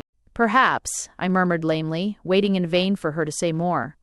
But you said just now that you felt the thing was in layers, as it were. Do you mean each one, each influence, fighting for the upper hand? I used her phraseology to conceal my own poverty. Terminology, after all, was nothing, provided we could reach the idea itself. Her eyes said yes. She had her clear conception, arrived at independently, as was her way. And, unlike her sex, she kept it clear, unsmothered by too many words. One set of influences gets at me, another gets at you. It's according to our temperaments, I think. She glanced significantly at the vile portfolio. Sometimes they are mixed, and therefore false. There has always been in me, more than in you, the pagan thing perhaps, though never, thank God, like that. The frank confession, of course, invited my own, as it was meant to do. Yet it was difficult to find the words. What I have felt in this place, Frances, I honestly can hardly tell you, because, my impressions have not arranged themselves in any definite form I can describe. The strife, the agony of vainly sought escape, and the unrest, a sort of prison atmosphere. This I have felt at different times and with varying degrees of strength. But I find, as yet, no final label to attach. I couldn't say pagan, Christian, or anything like that. I mean as you do. As with the blind and deaf, you may have an intensification of certain senses denied to me, or even another sense altogether in embryo. Perhaps, she stopped me, anxious to keep to the point. You feel it as Mabel does. She feels the whole thing complete. That also is possible, I said very slowly. I was thinking behind my words. Her odd remark that it was big and awful came back upon me as true. A vast sensation of distress and discomfort swept me suddenly. Pity was in it, and a fierce contempt, a savage, bitter anger as well. Fury against some sham authority was part of it. Frances, I said, caught unawares, and dropping all pretense, what in the world can it be? I looked hard at her. For some minutes neither of us spoke. Have you felt no desire to interpret it? She asked presently. Mabel did suggest my writing something about the house, was my reply, but I felt nothing imperative. That sort of writing is not my line, you know. My only feeling, I added, noticing that she waited for more, is the impulse to explain, discover, get it out of me somehow, and so get rid of it. Not by writing, though, as yet. And again I repeated my former question. What in the world do you think it is? My voice had become involuntarily hushed. There was awe in it. Her answer, given with slow emphasis, brought back all my reserve. The phraseology provoked me rather. Whatever it is, Bill, it is not of God. I got up to go downstairs. I believe I shrugged my shoulders. Would you like to leave, Frances? Shall we go back to town? I suggested this at the door, and hearing no immediate reply, I turned back to look. Frances was sitting with her head bowed over and buried in her hands. The attitude horribly suggested tears. No woman, I realized, can keep back the pressure of strong emotion as long as Frances had done, without ending in a fluid collapse. I waited a moment uneasily, longing to comfort, yet afraid to act, and in this way discovered the existence of the appalling emotion in myself, hitherto but half guessed. At all costs a scene must be prevented. It would involve such exaggeration and overstatement. Brutally, Such is the weakness of the ordinary man. I turned to the handle to go out, but my sister then raised her head. The sunlight caught her face, framed untidily in its auburn hair, and I saw her wonderful expression with a start. Pity, tenderness, and sympathy shone in it like a flame. It was undeniable. There shone through all her features the imperishable love and yearning to sacrifice self for others, which I have seen in only one type of human being. It was the great mother look. "We must stay by Mabel and help her get it straight," she whispered, making the decision for us both. I murmured agreement. Abashed and half ashamed, I stole softly from the room and went out into the grounds. And the first thing clearly realized when alone was this, that the long scene between us was without definite result. The exchange of confidence was really nothing but hints and vague suggestion. We had decided to stay, but it was a negative decision not to leave, rather than a positive action. All our words and questions, our guesses, inferences, explanations, our most subtle allusions and insinuations, even the odious paintings themselves, were without definite result. Nothing had happened. Chapter Vi. And instinctively, once alone, I made for the places where she had painted her extraordinary pictures. I tried to see what she had seen. Perhaps now that she had opened my mind to another view, I should be sensitive to some similar interpretation, and possibly by way of literary expression. If I were to write about the place, I asked myself, how should I treat it? I deliberately invited an interpretation in the way that came easiest to me: writing. But in this case there came no such revelation. Looking closely at the trees and flowers, the bits of lawn and terrace, the rose garden and corner of the house where the flaming creeper hung so thickly, I discovered nothing of the odious, unpure thing her color and grouping had unconsciously revealed. At first, that is, I discovered nothing. The reality stood there, commonplace and ugly, side by side with her distorted version of it that lay in my mind. It seemed incredible. I tried to force it, but in vain. My imagination, plowed less deeply than hers, or to another pattern, grew different seed. Where I saw the gross soul of an overgrown suburban garden, inspired by the spirit of a vulgar, rich revivalist who loved to preach damnation, she saw this rush of pagan liberty and joy, this strange license of primitive flesh, which, tainted by the other, produced the adulterated, vile result. Certain things, however, gradually then became apparent, forcing themselves upon me, willy-nilly. They came slowly, but overwhelmingly. Not that facts had changed, or natural details altered in the grounds. This was impossible, but that I noticed for the first time various aspects I had not noticed before. Trivial enough, yet for me, just then, significant. Some I remembered from previous days, others I saw now as I wandered to and fro, uneasy, uncomfortable, almost, it seemed, watched by someone who took note of my impressions. The details were so foolish, the total result so formidable. I was half aware that others tried hard to make me see. It was deliberate. My sister's phrase, "One layer got at me, another gets at you," flashed, undesired, upon me. For I saw, as with the eyes of a child, what I can only call a goblin garden. House, grounds, trees, and flowers belonged to a goblin world that children enter through the pages of their fairy tales. And what made me first aware of it was the whisper of the wind behind me, so that I turned with a sudden start, feeling that something had moved closer. An old ash tree, ugly and ungainly, had been artificially trained to form an arbor at one end of the terrace that was a tennis lawn, and the leaves of it now went rustling together, swishing as they rose and fell.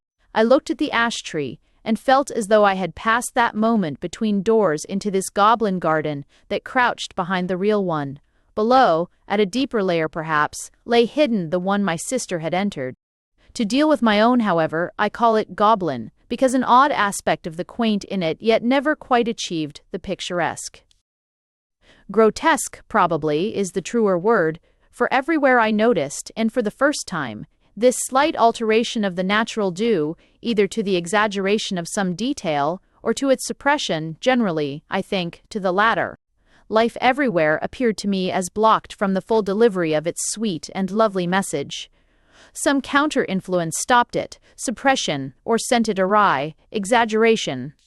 The house itself, mere expression, of course, of a narrow, limited mind, was sheer ugliness. It required no further explanation. With the grounds and garden, so far as shape and general plan were concerned, this was also true, but that trees and flowers and other natural details should share the same deficiency perplexed my logical soul, and even dismayed it. Everywhere was this mockery of a sinister, unfinished aspect. I sought in vain to recover my normal point of view. My mind had found this goblin garden and wandered to and fro in it, unable to escape. The change was in myself, of course, and so trivial were the details which illustrated it that they sound absurd, thus mentioned one by one. For me, they proved it, is all I can affirm. The goblin touch lay plainly everywhere, in the forms of the trees, planted at neat intervals along the lawns, in this twisted ash that rustled just behind me, in the shadow of the gloomy Wellingtonias, whose sweeping skirts obscured the grass, but especially, I noticed, in the tops and crests of them. For here, the delicate, graceful curves of last year's growth seemed to shrink back into themselves. None of them pointed upwards. Their life had failed and turned aside just when it should have become triumphant. The character of a tree reveals itself chiefly at the extremities, and it was precisely here that they all drooped and achieved this hint of goblin distortion, in the growth, that is, of the last few years. What ought to have been fairy, joyful, natural, was instead uncomely to the verge of the grotesque. Spontaneous expression was arrested. My mind perceived a goblin garden, and was caught in it. The place grimaced at me. With the flowers it was similar, though far more difficult to detect in detail for description. I saw the smaller vegetable growth as impish, half malicious. Even the terraces sloped ill, as though their ends had sagged since they had been so lavishly constructed. Their varying angles gave a queerly bewildering aspect to their sequence that was unpleasant to the eye. One might wander among their deceptive lengths and get lost among open terraces, with the house quite close at hand. Unhomely seemed the entire garden, unable to give repose, restlessness in it everywhere, almost strife, and discord certainly. Moreover, the garden grew into the house into the garden, and in both was this idea of resistance to the natural, the spirit that says no to joy. All over it I was aware of the effort to achieve another end, the struggle to burst forth and escape into free, spontaneous expression that should be happy and natural. Yet the effort forever frustrated by the weight of this dark shadow that rendered it abortive. Life crawled aside into a channel that was a cul-de-sac, then turned horribly upon itself. Instead of blossom and fruit, there were weeds. This approach of life I was conscious of. Then dismal failure. And so, through this singular mood, I came a little nearer to understand the unpure thing that had stammered out into expression through my sister's talent. For the unpure is merely negative, it has no existence, it is but the cramped expression of what is true, stammering its way brokenly over false boundaries that seek to limit and confine. Great, full expression of anything is pure, whereas here was only the incomplete, unfinished, and therefore ugly. There was a strife and pain and desire to escape. I found myself shrinking from house and grounds as one shrinks from the touch of the mentally arrested, those in whom life has turned awry. There was almost mutilation in it. Past items, too, now flocked to confirm this feeling that I walked, liberty captured and half maimed, in a monstrous garden. I remembered days of rain that refreshed the countryside, but left these grounds, cracked with the summer heat, unsatisfied and thirsty, and how the big winds that cleaned the woods and fields elsewhere crawled here with difficulty through the dense foliage that protected the towers from the north and west and east. They were ineffective, sluggish currents. There was no real wind, nothing happened. I began to realize, far more clearly than in my sister's fanciful explanation about layers, that here were many contrary influences at work, mutually destructive of one another. House and grounds were not haunted, merely they were the arena of past thinking and feeling, perhaps of terrible, impure beliefs, each striving to suppress the others, yet no one of them achieving supremacy, because no one of them was strong enough, no one of them was true.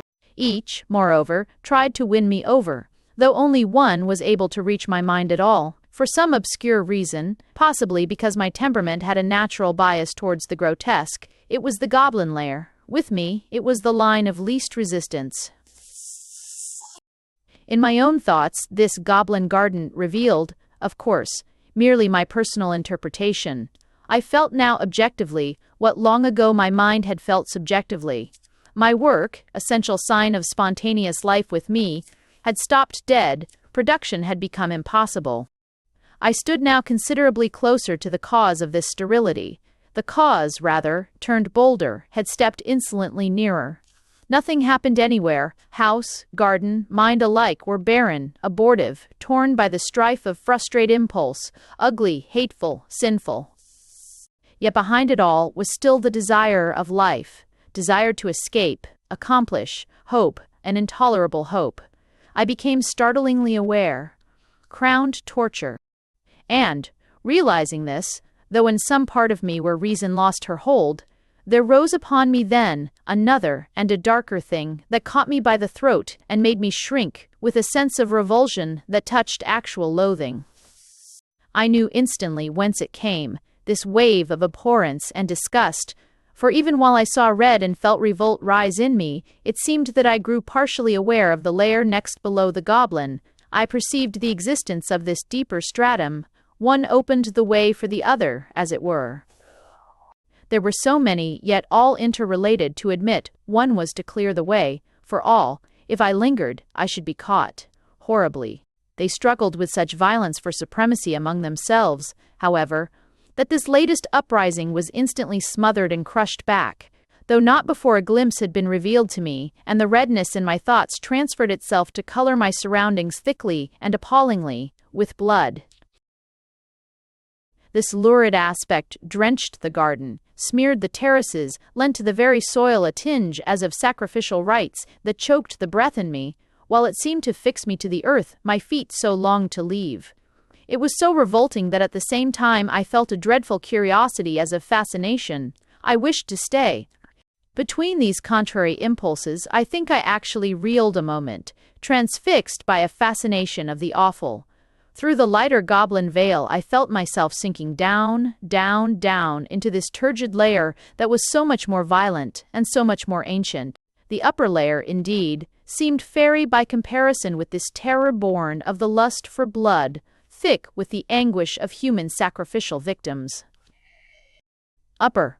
Then I was already sinking, my feet were caught, I was actually in it. What atavistic strain, hidden deep within me, had been touched into vile response, giving this flash of intuitive comprehension, I cannot say.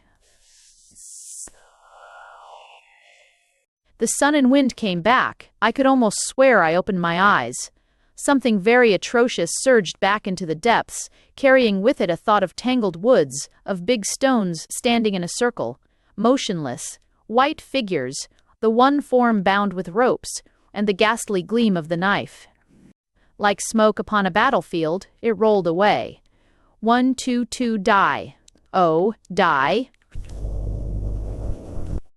I was standing on the gravel path below the second terrace when the familiar goblin garden danced back again, doubly grotesque now, doubly mocking, yet, by way of contrast, almost welcome. My glimpse into the depths was momentary, it seems, and had passed utterly away. The common world rushed back with a sense of glad relief, yet ominous now forever, I felt, for the knowledge of what its past had built upon. In street, in theater, in the festivities of friends, in music room or playing field, even indeed in church, how could the memory of what I had seen and felt leave its hideous trace? The very structure of my thought, it seemed to me, was stained. What has been thought by others can never be obliterated until. With a start, my reverie broke and fled, scattered by a violent sound that I recognized for the first time in my life as wholly desirable. The returning motor meant that my hostess was back. Yet so urgent had been my temporary obsession that my first presentation of her was, well, not as I knew her now. Floating along with a face of anguished torture, I saw Mabel, a mere effigy captured by others' thinking, pass down into those depths of fire and blood that only just had closed beneath my feet. She dipped away. She vanished. Her fading eyes turned to the last towards some savior who had failed her, and that strange, intolerable hope was in her face. The mystery of the place was pretty thick about me just then. It was the fall of dusk, and the ghost of slanting sunshine was as unreal as though badly painted. The garden stood at attention all about me.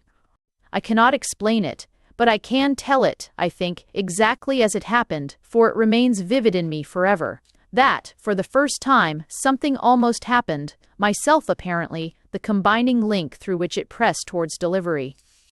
I had already turned towards the house. In my mind were pictures, not actual thoughts, of the motor, tea on the veranda, my sister Mabel, when there came behind me this tumultuous, awful rush as I left the garden. The ugliness, the pain, the striving to escape, the whole negative and suppressed agony that was the place, focused that second into a concentrated effort to produce a result.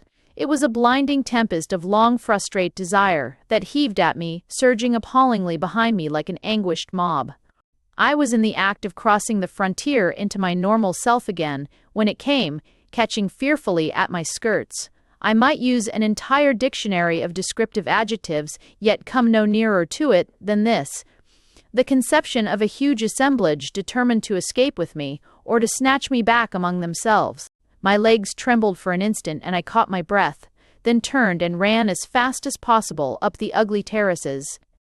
At the same instant, as though the clanging of an iron gate cut short the unfinished phrase, I thought the beginning of an awful thing. The damned time prophets and the vision.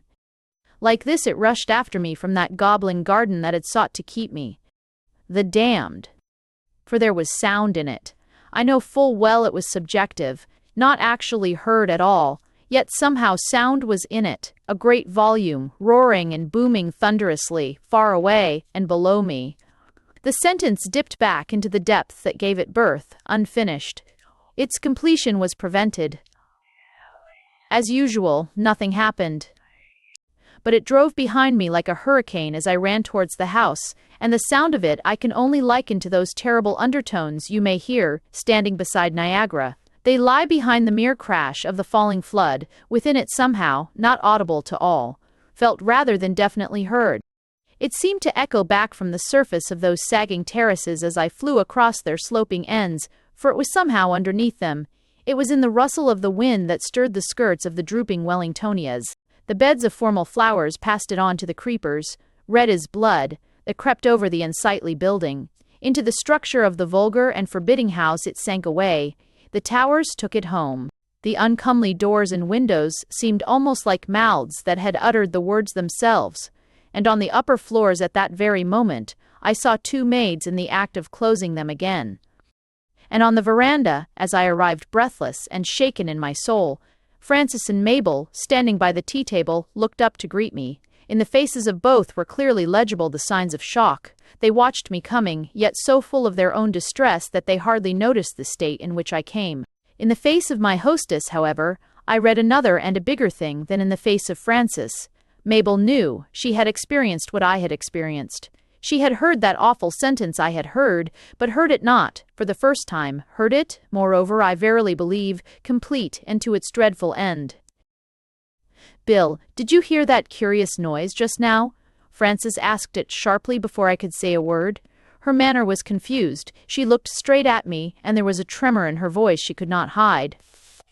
"There's wind about," I said. "Wind in the trees and sweeping round the walls. It's risen rather suddenly." My voice faltered rather. "No, it wasn't wind," she insisted, with a significance meant for me alone, but badly hidden. "It was more like distant thunder, we thought."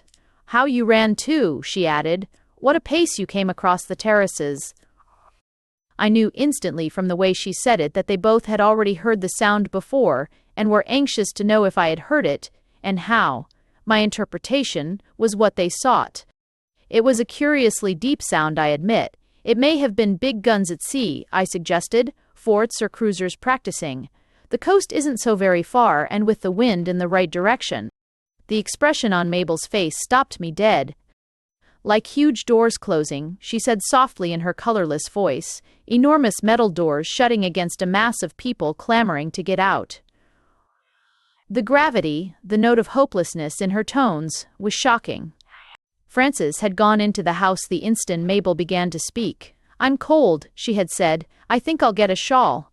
Mabel and I were alone. I believe it was the first time we had been really alone since I arrived. She looked up from the teacups, fixing her pallid eyes on mine. She had made a question of the sentence. "You hear it like that?" I asked innocently. I purposely used the present tense. She changed her stare from one eye to the other. It was absolutely expressionless. My sister's step sounded on the floor of the room behind us. "If only," Mabel began, then stopped, and my own feelings leaping out instinctively completed the sentence I felt was in her mind. Something would happen. She instantly corrected me. I had caught her thought, yet somehow phrased it wrongly. "We could escape." She lowered her tone a little, saying it hurriedly. The "we" amazed and horrified me, but something in her voice and manner struck me utterly dumb. There was ice and terror in it. It was a dying woman speaking, a lost and hopeless soul. In that atrocious moment, I hardly noticed what was said exactly, but I remember that my sister returned with a gray shawl about her shoulders, and that Mabel said in her ordinary voice again, "It is chilly, yes. Let's have tea inside," and that two maids, one of them the grenadier, speedily carried the loaded trays into the morning room and put a match to the logs in the great open fireplace. It was, after all, foolish to risk the sharp evening air, for dusk was falling steadily, and even the sunshine of the day just fading could not turn autumn into summer. I was the last to come in. Just as I left the veranda, a large black bird swooped down in front of me past the pillars. It dropped from overhead, swerved abruptly to one side as it caught sight of me, and flapped heavily towards the shrubberies on the left of the terraces, where it disappeared into the gloom. And it startled me, I think because in some way it seemed like my shadow materialized, as though the dark horror that was rising everywhere from house and garden, then settling back so thickly, yet so imperceptibly upon us all, were incarnated in that whirring creature that passed between the daylight and the coming night. I stood a moment, wondering if it would appear again, before I followed the others indoors, and as I was in the act of closing the windows after me, I caught a glimpse of a figure on the lawn. It was some distance away, on the other side of the shrubberies, in fact where the bird had vanished. But in spite of the twilight that half magnified, half obscured it, the identity was unmistakable. I knew the housekeeper's stiff walk too well to be deceived. "Mrs. Marsh taking the air," I said to myself. I felt the necessity of saying it, and I wondered why she was doing so at this particular hour. If I had other thoughts, they were so vague, and so quickly and utterly suppressed, that I cannot recall them sufficiently to relate them here. And, once indoors, it was to be expected that there would come explanation, discussion, conversation at any rate, regarding the singular noise and its cause, some uttered evidence of the mood that had been strong enough to drive us all inside. Yet there was none. Each of us purposely, and with various skill, ignored it. We talked little, and when we did, it was of anything in the world but that. Personally, I experienced a touch of that same bewilderment which had come over me during my first talk with Frances on the evening of my arrival, for I recall now the acute tension and the hope, yet dread, that one or other of us must sooner or later introduce the subject. It did not happen, however. No reference was made to it, even remotely. It was the presence of Mabel, I felt positive, that prohibited. As soon might we have discussed death in the bedroom of a dying woman. The only scrap of conversation I remember, where all was ordinary and commonplace, was when Mabel spoke casually to the grenadier asking why Mrs. Marsh had omitted to do something or other. What it was, I forget, and that the maid replied respectfully that Mrs. Marsh was very sorry, but her end still pained her. I inquired, though so casually that I scarcely know what prompted the words, whether she had injured herself severely, and the reply, "She upset a lamp and burnt herself," was said in a tone that made me feel my curiosity was indiscreet. But she always has an excuse for not doing things she ought to do. The little bit of conversation remained with me, and I remember particularly the quick way Frances interrupted and turned the talk upon the delinquencies of servants in general, telling incidents of her own at our flat, with a volubility that perhaps seemed forced, and that certainly did not encourage general talk, as it may have been intended to do, We lapsed into silence immediately, she finished. But for all our care and all our calculated silence, each knew that something had, in these last moments, come very close. It had brushed us in passing, it had retired, and I am inclined to think now that the large dark thing I saw, riding the dusk, probably bird of prey, was in some sense a symbol of it in my mind. That actually there had been no bird at all, I mean, but that my mood of apprehension and dismay had formed the vivid picture in my thoughts. It had swept past us, it had retreated, but it was now, at this moment, in hiding very close, and it was watching us. Perhaps, too, it was mere coincidence that I encountered Mrs. Marsh, his housekeeper, several times that evening in the short interval between tea and dinner, and that on each occasion the sight of this gaunt, half-saturnine woman fed my prejudice against her. Once, on my way to the telephone, I ran into her just where the passage is somewhat jammed by a square table carrying the Chinese gong, a grandfather's clock, and a box of croquet mallets. We both gave way, then both advanced, then again gave way, simultaneously. It seemed impossible to pass. We stepped with decision to the same side, finally colliding in the middle, while saying those futile little things, half apology, half excuse, that are inevitable at such times. In the end, she stood upright against the wall for me to pass, taking her place against the very door I wished to open. It was ludicrous.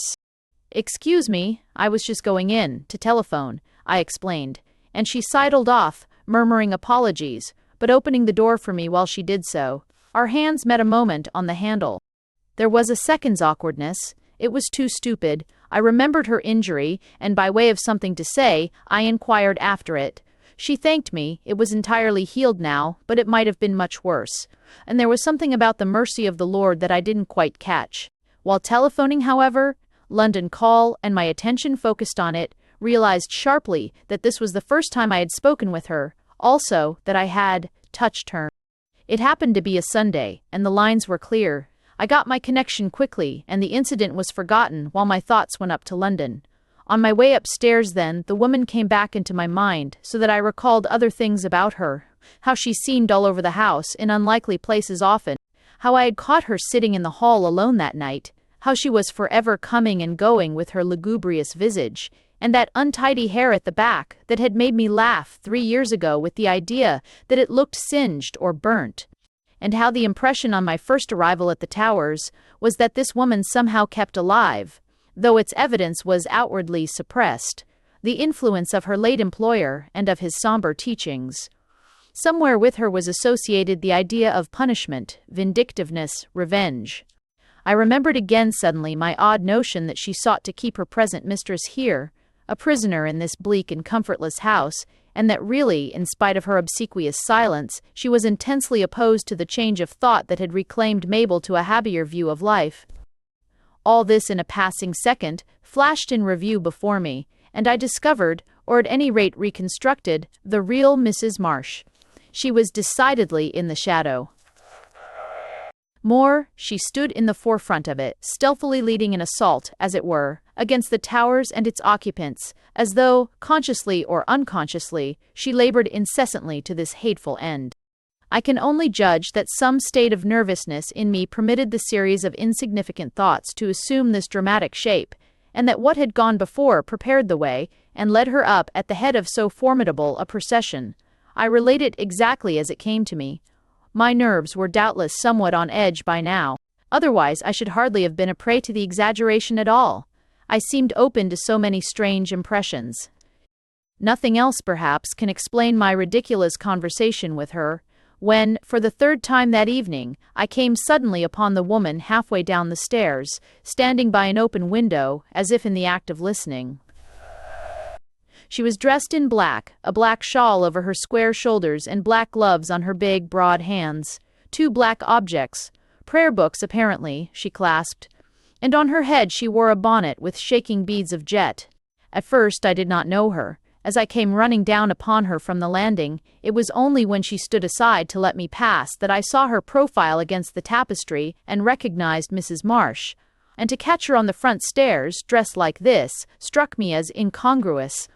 Impertinent. I paused in my dangerous descent, Through the opened window came the sound of bells, church bells, a sound more depressing to me than superstition, and as nauseating. In restraint, though the action was ill-judged, I obeyed the sudden prompting.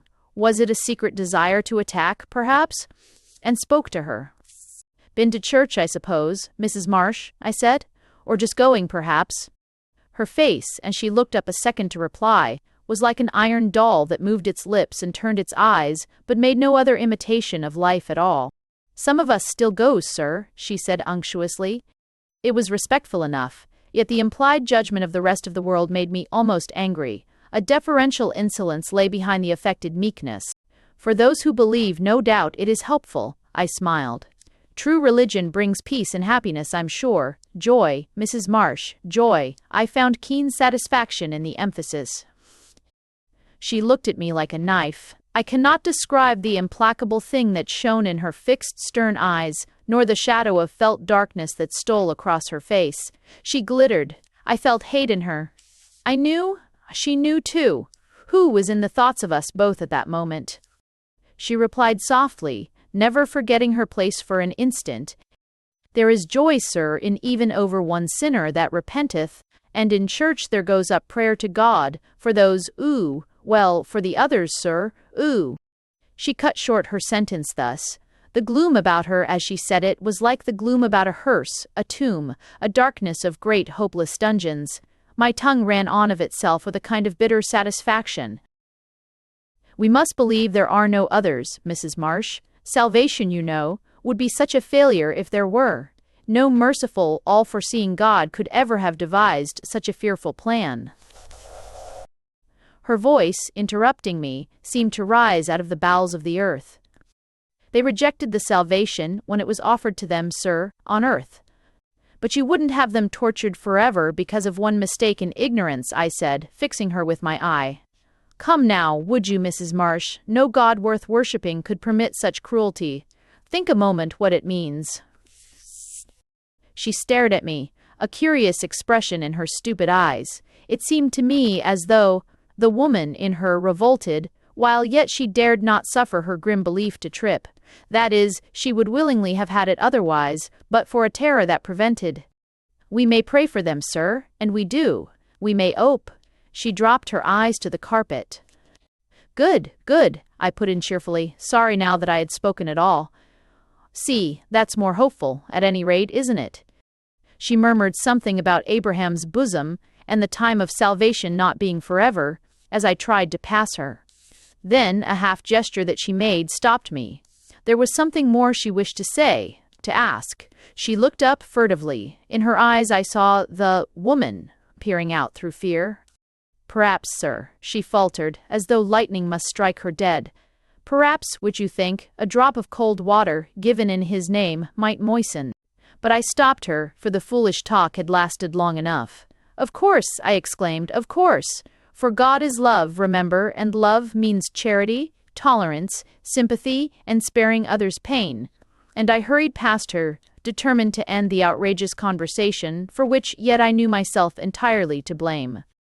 Behind me she stood stock-still for several minutes, half bewildered, half alarmed, as I suspected. I caught the fragment of another sentence, one word of it, rather, punishment. But the rest escaped me. Her arrogance and condescending tolerance exasperated me, while I was at the same time secretly pleased that I might have touched some string of remorse or sympathy in her after all. Her belief was iron, she dared not let it go, yet somewhere underneath there lurked the germ of a wholesome revulsion. She would help them, if she dared. Her question proved it. Half ashamed of myself, I turned and crossed the hall quickly, lest I should be tempted to say more, and in me was a disagreeable sensation, as though I had just left the incurable ward of some great hospital. A reaction caught me as of nausea. Ugh! I wanted such people cleansed by fire. They seemed to me as centers of contamination, whose vicious thoughts flowed out to stain God's glorious world. I saw myself, Francis, Mabel too especially, on the rack, while that odious figure of cruelty and darkness stood over us and ordered the awful handles turned in order that we might be saved, forced, that is, to think and believe exactly as she thought and believed. I found relief for my somewhat childish indignation by letting myself loose upon the organ then. The flood of Bach and Beethoven brought back the sense of proportion. It proved, however, at the same time that there had been this growth of distortion in me, and that it had been provided apparently by my closer contact, for the first time, with that funereal personality, the woman who, like her master, believed that all holding views of God that differed from her own must be damned eternally. It gave me, moreover, some faint clue perhaps, though a clue I was unequal of following up, to the nature of the strife and terror and frustrate influence in the house. That housekeeper had to do with it. She kept it alive.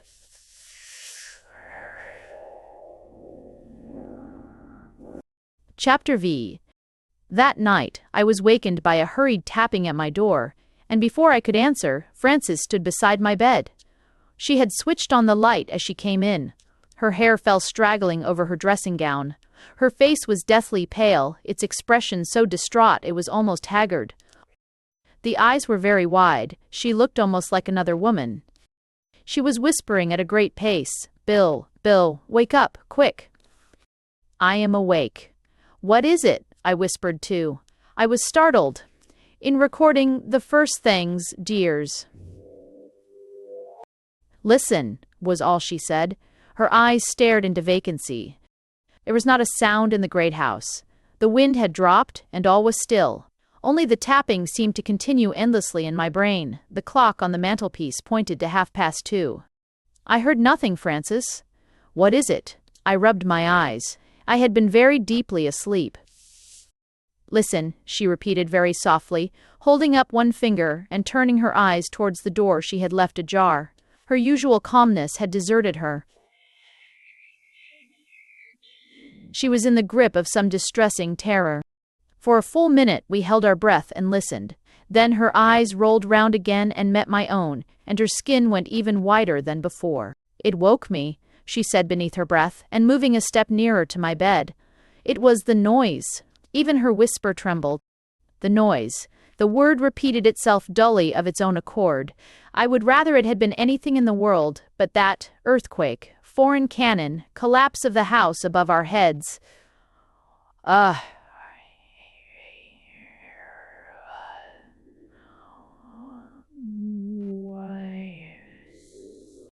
It was like thunder. At first I thought it was thunder, but a minute later it came again, from underground.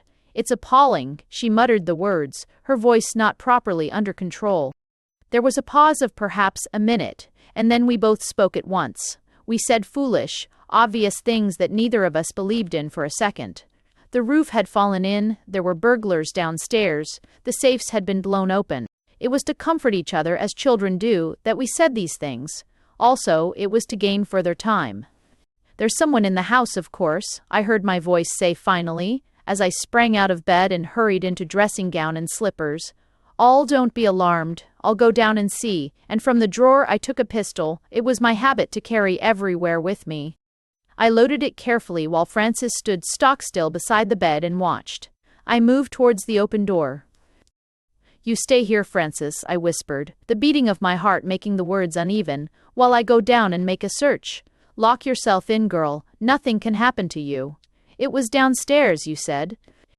"Underneath," she answered faintly, pointing through the floor. She moved suddenly between me and the door. "Listen, hark," she said, the eyes in her face quite fixed. "It's coming again," and she turned her head to catch the slightest sound. I stood there watching her, and while I watched her, shook. But nothing stirred. From the halls below rose only the whir and quiet ticking of the numerous clocks. The blind by the open window behind us flapped out a little into the room as the draught caught it. "I'll come with you, Bill, to the next floor," she broke the silence. "Then I'll stay with Mabel, till you come up again." The blind sank down with a long sigh as she said it. The question jumped to my lips before I could repress it. "Mabel is awake. She heard it too?" I hardly know why horror caught me at her answer. All was so vague and terrible as we stood there playing the great game of this sinister house where nothing ever happened. We met in the passage. She was on her way to me. What shook in me, shook inwardly. Frances, did not see it. I had the feeling just that the noise was upon us, that any second it would boom and roar about our ears. But the deep silence held. I only heard my sister's little whisper coming across the room in answer to my question. "Then, what is Mabel doing now?" And her reply proved that she was yielding at last beneath the dreadful tension, for she spoke at once, unable longer to keep up the pretense.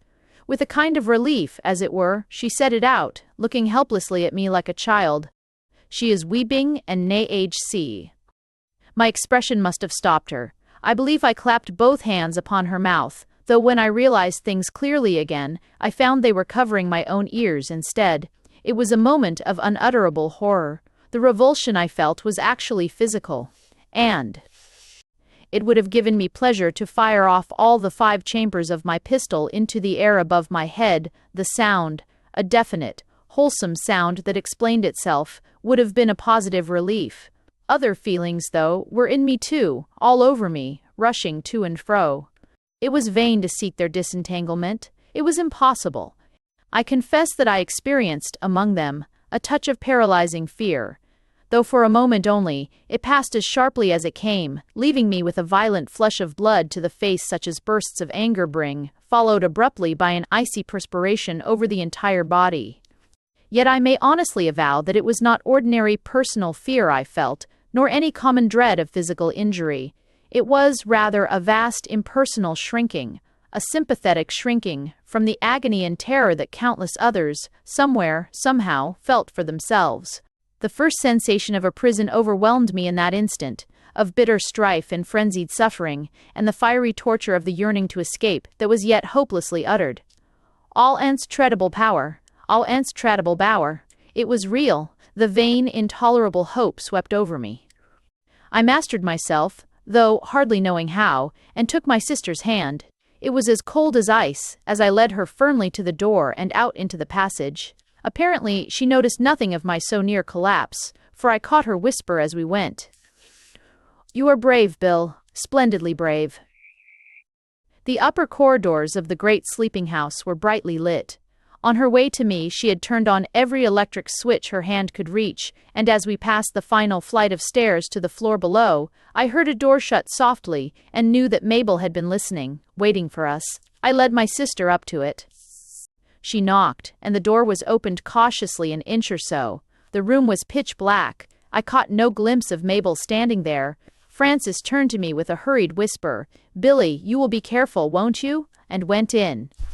I just had time to answer that I would not be long, and Frances to reply, "You'll find us here," when the door closed and cut her sentence short before its end. But it was not alone the closing door that took the final words. Frances, by the way she disappeared, I knew it. It had made a swift and violent movement into the darkness that was as though she sprang. She leaped upon that other woman who stood back among the shadows, for, simultaneously with the clipping of the sentence, another sound was also stifled, smothered, choked back, lest I should also hear it. Yet not in time. I heard it, a hard and horrible sound that explained both the leap and the abrupt cessation of the whispered words. I stood irresolute a moment. It was as though all the bones had been withdrawn from my body, so that I must sink and fall. That sound plucked them out, and plucked out my self-possession with them. I am not sure that it was a sound I had ever heard before, though children, I half remembered, made it sometimes in blind rages when they knew not what they did. In a grown-up person, certainly I had never known it. I associated it with animals rather, horribly, or farmer.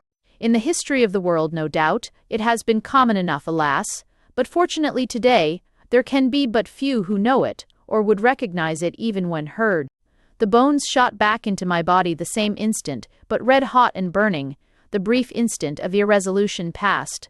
I was torn between the desire to break down the door and enter, and to run for my life from a thing I dared not face. Out of the horrid tumult, then, I adopted neither course. Without reflection, certainly without analysis of what was best to do for my sister, myself, or Mabel, I took up my action where it had been interrupted. I turned from the awful door and moved slowly towards the head of the stairs. But that dreadful little sound came with me. I believe my own teeth chattered. It seemed all over the house, in the empty halls that opened into the long passages towards the music room, and even in the grounds outside the building. From the lawns and barren garden, from the ugly terraces themselves, it rose into the night, and behind it came a curious driving sound, incomplete, unfinished, as of wailing for deliverance, the wailing of desperate souls in anguish, the dull and dry beseeching of hopeless spirits in prison. That I could have taken the little sound from the bedroom where I actually heard it, and spread it thus over the entire house and grounds, is evidence, perhaps, of the state my nerves were in. The wailing, assuredly, was in my mind alone, but the longer I hesitated, the more difficult became my task, and, gathering up my dressing gown, lest I should trip in the darkness, I passed slowly down the staircase into the hail below. I carried neither candle nor matches. Every switch in room and corridor was known to me. The covering of darkness was indeed rather comforting than otherwise, for if it prevented seeing, it also prevented being seen. The heavy pistol, knocking against my thigh as I moved, made me feel I was carrying a child's toy, foolishly. I experienced in every nerve that primitive vast dread which is the thrill of darkness. Merely the child in me was comforted by that pistol. The night was not entirely black. The iron bars across the glass front door were visible, and, equally, I discerned the big stiff wooden chairs in the hall, the gaping fireplace, the upright pillars supporting the staircase, the round table in the center, with its books and flower vases, and the basket that held visitors' cards. There, too, was the stick and umbrella stand, and the shelf with railway guides, directory, and telegraph forms. Clocks ticked everywhere with sounds like quiet footfalls. Light fell here and there in patches from the floor above. I stood a moment in the hall, letting my eyes grow more accustomed to the gloom, while deciding on a plan of search. I made out the ivy trailing outside over one of the big windows.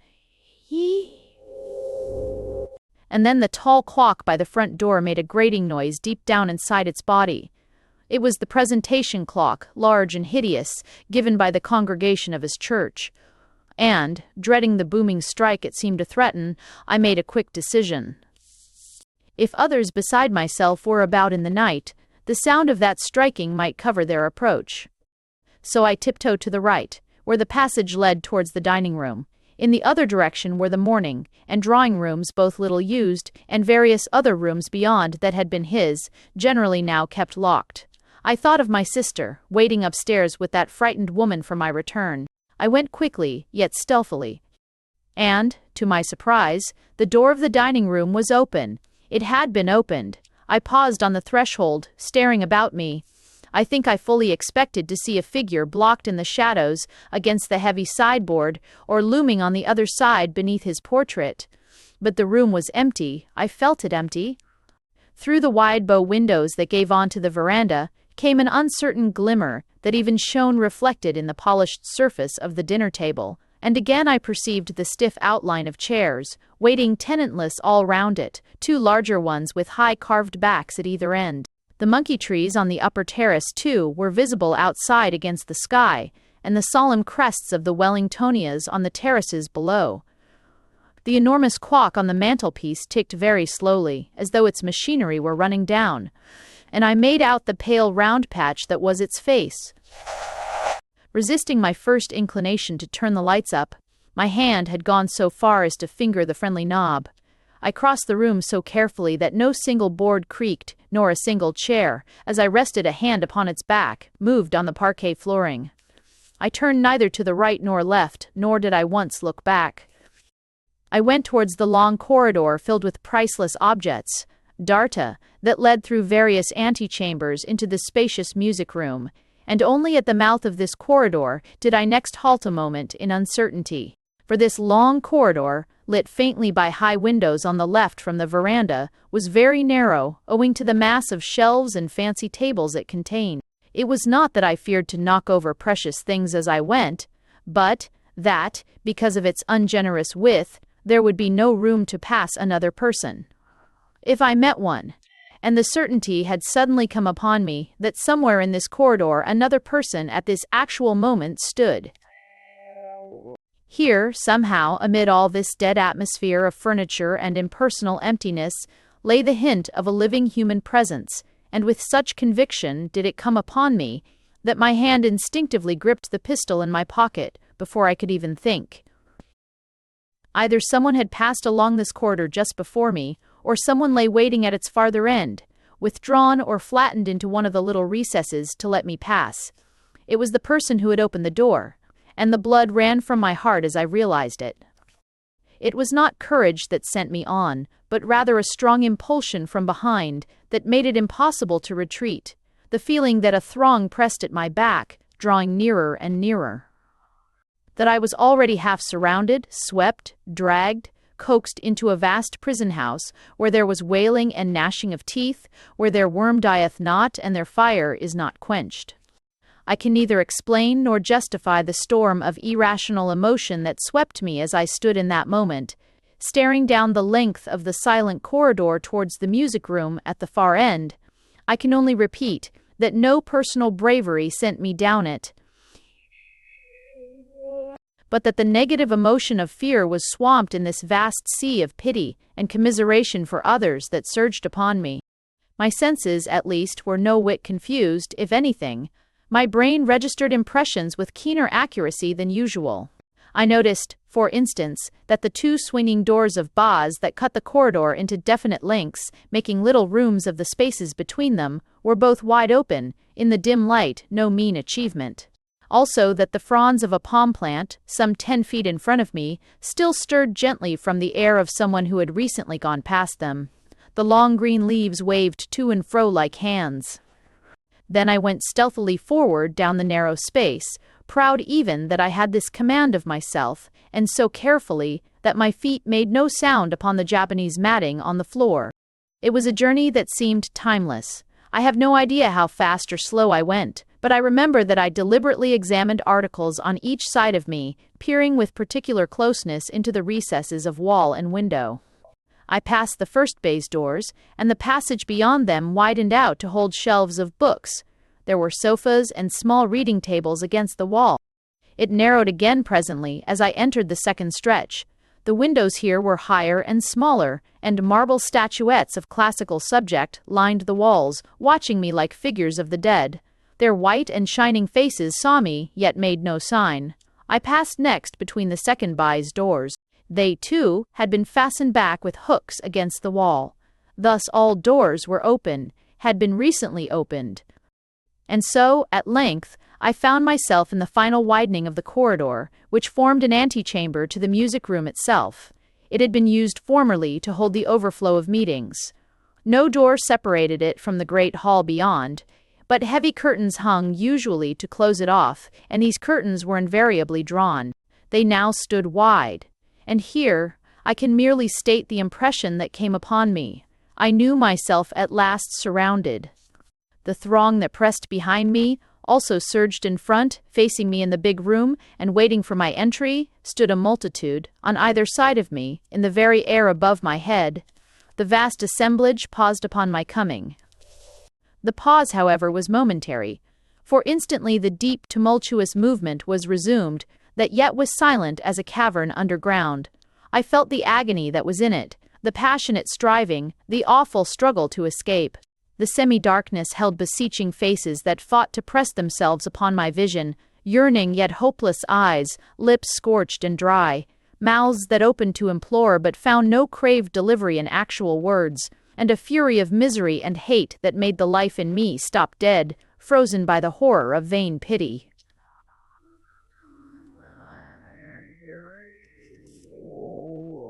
That intolerable, vain hope was everywhere. And the multitude, it came to me, was not a single multitude, but many, for as soon as one huge division pressed too close upon the edge of escape, it was dragged back by another, and prevented. The wild host was divided against itself. Here dwelt the shadow I had imagined weeks ago, and in it struggled armies of lost souls, as in the depths of some bottomless pit, whence there is no escape. The layers mingled, fighting against themselves in endless torture. It was in this great shadow I had clairvoyantly seen Mabel, but about its fearful mouth, I now was certain, hovered another figure of darkness, a figure who sought to keep it in existence, since to her thought were due those lampless depths of woe without escape. It was a sound and a movement that brought me back into myself. The great dock at the farther end of the room just then struck the hour of 3. That was the sound. And the movement? I was aware that a figure was passing across the distant center of the floor. Instantly, I dropped back into the arena of my little human terror. My hand again clutched stupidly at the pistol butt. I drew back into the folds of the heavy curtain, and the figure advanced. I remember every detail. At first it seemed to me enormous, this advancing shadow, far beyond human scale, but as it came nearer I measured it, though not consciously, by the organ pipes that gleamed in faint colors, just above its gradual soft approach. It passed them, already halfway across the great room. I saw then that its stature was that of ordinary men. The prolonged booming of the clock died away. I heard the footfall, shuffling upon the polished boards. I heard another sound, a voice, low and monotonous, droning as in prayer. The figure was speaking. It was a woman, and she carried in both hands before her a small object that faintly shimmered, a glass of water, and then I recognized her. There was still an instant's time before she reached me, and I made use of it. I shrank back, flattening myself against the wall. Her voice ceased a moment, as she turned and carefully drew the curtains together behind her, dosing them with one hand. Oblivious of my presence, though she actually touched my dressing gown with the hand that pulled the cords, she resumed her dreadful, solemn march, disappearing at length down the long vista of the corridor like a shadow. But as she passed me, her voice began again, so that I heard each word distinctly as she uttered it, her head aloft, her figure upright, as though she moved at the head of a procession. A drop of cold water, given in his name, shall moisten their burning tongues. It was repeated monotonously over and over again, droning down into the distance as she went, until at length both voice and figure faded into the shadows at the farther end. For a time, I have no means of measuring precisely. I stood in that dark corner, pressing my back against the wall, and would have drawn the curtains down to hide me, had I dared to stretch an arm out. The dread that presently the woman would return passed gradually away. I realized that the air had emptied. The crowd her presence had stirred into activity had retreated. I was alone in the gloomy underspace of the odious building. Then I remembered suddenly again the terrified women waiting for me on that upper landing, and realized that my skin was wet and freezing cold after a profuse perspiration. I prepared to retrace my steps. I remember the effort it cost me to leave the support of the wall and covering darkness of my corner, and step out into the gray light of the corridor. At first I sidled, then, finding this mode of walking impossible, turned my face boldly and walked quickly, regardless that my dressing gown set the precious object shaking as I passed. A wind that sighed mournfully against the high, small windows seemed to have got inside the corridor as well. It felt so cold, and every moment I dreaded to see the outline of the woman's figure as she waited in recess or angle against the wall for me to pass. Was there another thing I dreaded even more? I cannot say. I only know that the first baize doors had swung to behind me, and the second ones were close at hand, when the great dim thunder caught me, pouring up with prodigious volume so that it seemed to roll out from another world. It shook the very bowels of the building. I was closer to it than that other time, when it had followed me from the Goblin Garden. There was strength and hardness in it, as of metal reverberation. Some touch of numbness, almost of paralysis, must surely have been upon me, that I felt no actual terror, for I remember even turning and standing still to hear it better. That is the noise, my thought ran stupidly, and I think I whispered it aloud. The doors are closing. The wind outside against the windows was audible, so it cannot have been really loud. Yet to me it was the biggest, deepest sound I have ever heard, but so far away, with such awful remoteness in it, that I had to doubt my own ears at the same time. It seemed underground, the rumbling of earthquake gates that shut remorselessly within the rocky earth, stupendous ultimate thunder. They were shut off from help again. The doors had closed. I felt a storm of pity, an agony of bitter, futile hate sweep through me. My memory of the figure changed then. The woman with the glass of cooling water had stepped down from heaven, but the man, or was it men, who smeared this terrible layer of belief and thought upon the world, or drafted one. I crossed the dining room, it was fancy of course, that held my eyes from glancing at the portrait for fear I should see its smiling approval, and so finally reached the hall, where the light from the floor above seemed now quite bright in comparison. All the doors I closed carefully behind me, but first I had to open them. The woman had closed everyone. Up the stairs then, I actually ran, 2 steps at a time. My sister was standing outside Mabel's door. By her face I knew that she had also heard. There was no need to ask. I quickly made my mind up. "There's nothing," I said, and detailed briefly my tour of search. "All is quiet and undisturbed downstairs. May God forgive me." She beckoned to me, closing the door softly behind her. My heart beat violently a moment, then stood still. "Mabel," she said aloud. It was like the sentence of a judge, that one short word. I tried to push past her and go in, but she stopped me with her arm. She was wholly mistress of herself, I saw. "Hush," she said in a lower voice. "I've got her round again with brandy. She's sleeping quietly now. We won't disturb her." She drew me farther out into the landing, and as she did so, the clock in the hall below struck 3:30. I had stood then 30 minutes in the corridor below. "You've been such a long time," she said simply. "I feared for you," and she took my hand in her own that was cold and clammy. Chapter V. And then, while that dreadful house stood listening about us in the early hours of this chill morning upon the edge of winter, she told me, with laconic brevity, there was nothing so unusual or tremendous in the short recital, nothing indeed I might not have already guessed for myself. It was the time and scene, the inference too, that made it so afflicting, the idea that Mabel believed herself so utterly and hopelessly lost, beyond recovery, damned. That she had loved him with so passionate a devotion that she had given her soul into his keeping, this certainly I had not divined, probably because I had never thought about it one way or the other. He had converted her, I knew, but that she had subscribed wholeheartedly to that most cruel and ugly of his dogmas. This was new to me, and came with a certain shock as I heard it.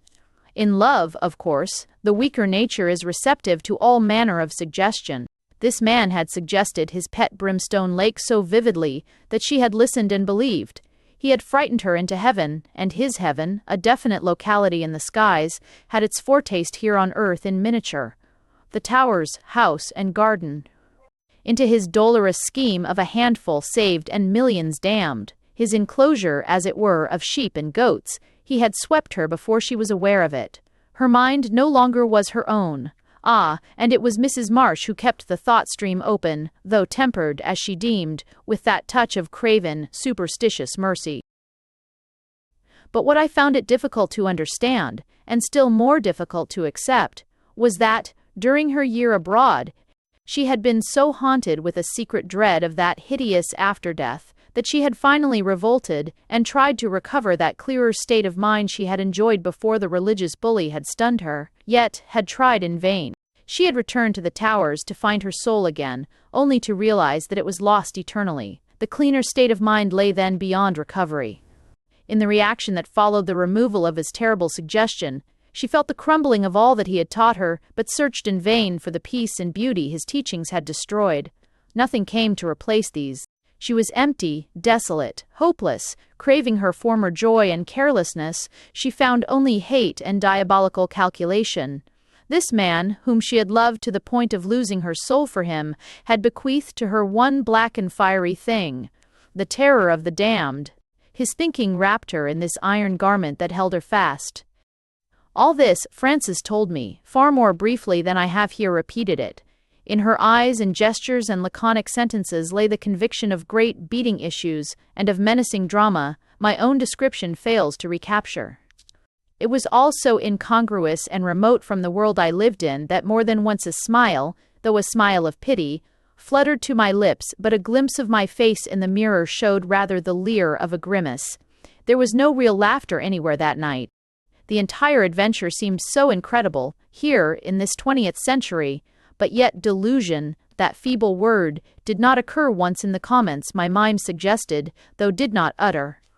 I remembered that forbidding shadow too, my sister's watercolors, the vanished personality of our hostess, the inexplicable thundering noise, and the figure of Mrs. Marsh in her midnight ritual that was so childish, yet so horrible. I shivered in spite of my own emancipated cast of mind. "There is no Mabel," were the words with which my sister sent another shower of ice down my spine. "He has killed her in his lake of fire and brimstone." I stared at her blankly, as in a nightmare where nothing true or possible ever happened.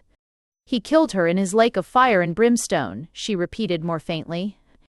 A desperate effort was in me to say the strong, sensible thing which should destroy the oppressive horror that grew so stiflingly about us both. But again the mirror drew the attempted smile into the merest grin, betraying the distortion that was everywhere in the place. "You mean," I stammered beneath my breath, "that her faith has gone, but that the terror has remained?" I asked it, dully groping. I moved out of the line of the reflection in the glass. She bowed her head as though beneath a weight. Her skin was the pallor of gray ashes. "You mean," I said louder, "that she has lost her mind?"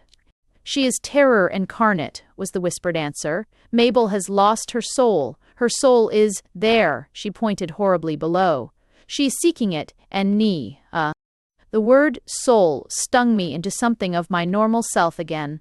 "But her terror, poor thing, cannot be transferable to us," I exclaimed more vehemently.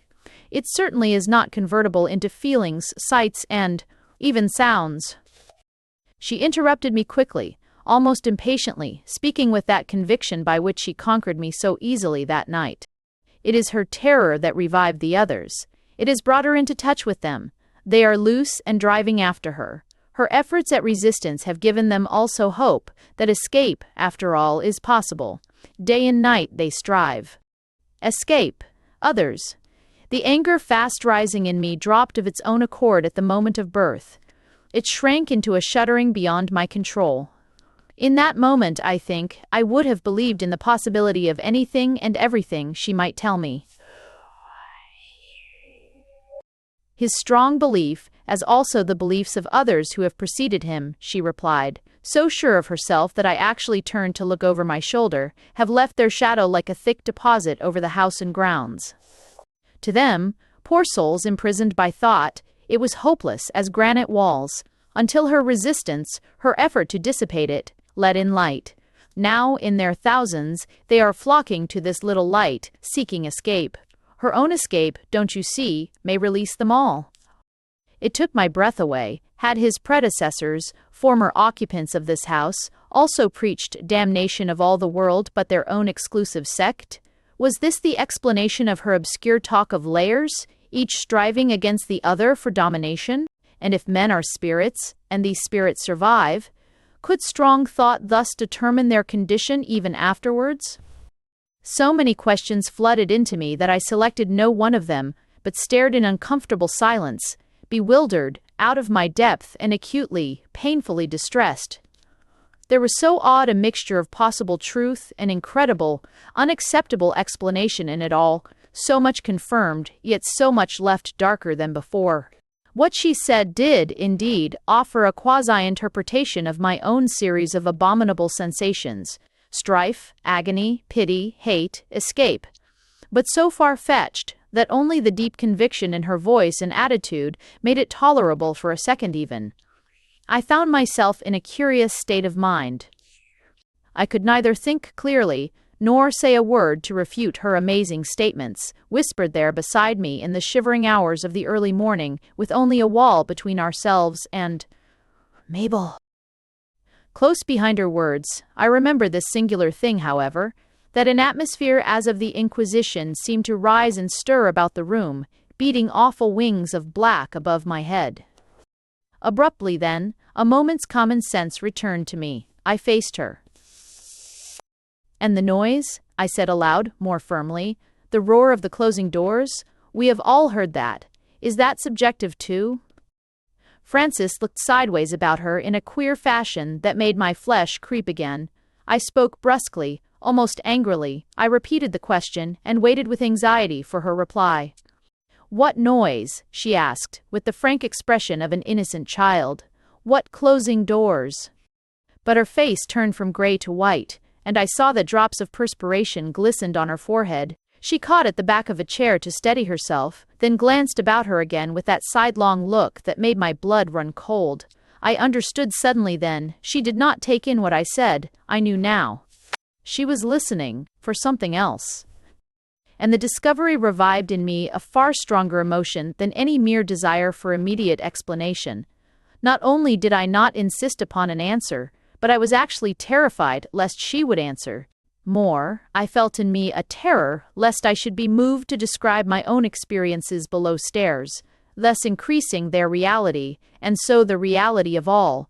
She might even explain them too. Still listening intently, she raised her head and looked me in the eyes, her lips open to speak. The words came to me from a great distance, it seemed, and her voice had a sound like a stone that drops into a deep well, its fate, though hidden, known. We are in it with her too, Bill. We are in it with her. Our interpretations vary, because we are, in parts of it only. Mabel is in it all. The desire for violence came over me. If only she would say a definite thing in plain King's English. If only I could find it in me to give utterance to what shouted so loud within me. If only, the same old cry, something would happen. For all this elliptic talk that dazed my mind left obscurity everywhere. Her atrocious meaning nonetheless flashed through me, though vanishing before it wholly divulged itself. It brought a certain reaction with it. I found my tongue. Whether I actually believed what I said is more than I can swear to. That it seemed to me wise at the moment is all I remember. My mind was in a state of obscure perception less than that of normal consciousness. Yes, Francis, I believe that what you say is the truth, and that we are in it with her. I meant to say I, with loud hostile emphasis, but instead I whispered it lest she should hear the trembling of my voice. And for that reason, my dear sister, we leave tomorrow, you and I. Today rather. Since it is long past midnight, we leave this house of the damned. We go back to London. Frances looked up, her face distraught almost beyond recognition. But it was not my words that caused the tumult in her heart. It was a sound, the sound she had been listening for. So faint I barely caught it myself, and had she not pointed I could never have known the direction whence it came. Small and terrible it rose again in the stillness of the night, the sound of gnashing teeth, and behind it came another. The tread of stealthy footsteps. Both were just outside the door. The room swung round me for a second. My first instinct to prevent my sister going out. She had dashed past me frantically to the door. I was flustered beyond belief, and ashamed that I was so. Keep close to me, Francis, I said huskily, as the door swung wide and a shaft of light fell upon a figure moving rapidly. Mabel was going down the corridor. Beyond her, in the shadows on the staircase, a second figure stood beckoning, scarcely visible. Before they get her, quick, was screamed into my ears, and our arms were about her in the same moment. It was a horrible scene, not that Mabel struggled in the least, but that she collapsed as we caught her and fell with her dead weight, as of a corpse, limp, against us. And her teeth began again. They continued, even beneath the hand that Frances clapped upon her lips. We carried her back into her own bedroom, where she lay down peacefully enough. It was so soon over. The rapidity of the whole thing robbed it of reality almost. It had the swiftness of something remembered rather than of something witnessed. She slept again so quickly that it was almost as if we had caught her sleepwalking. I cannot say. I asked no questions at the time. I've asked none since, and my help was needed as little as the protection of my pistol. Frances was strangely competent and collected. I lingered for some time uselessly by the door, till at length, looking up with a sigh, she made a sign for me to go. I shall wait in your room next door, I whispered, till you come. But, though going out, I waited in the corridor instead, so as to hear the faintest call for help. In that dark corridor upstairs I waited, but not long. It may have been 15 minutes when Frances reappeared, locking the door softly behind her. Leaning over the banisters, I saw her. I'll go in again about 6 o'clock, she whispered, as soon as it gets light. She is sound asleep now. Please don't wait. If anything happens, I'll call. You might leave your door ajar, perhaps. And she came up, looking like a ghost. But I saw her first safely into bed, and the rest of the night I spent in an armchair close to my open door, listening for the slightest sound. Soon after 5 o'clock, I heard Frances fumbling with the key, and, peering over the railing again, I waited till she reappeared and went back into her own room. She closed her door. Evidently she was satisfied that all was well.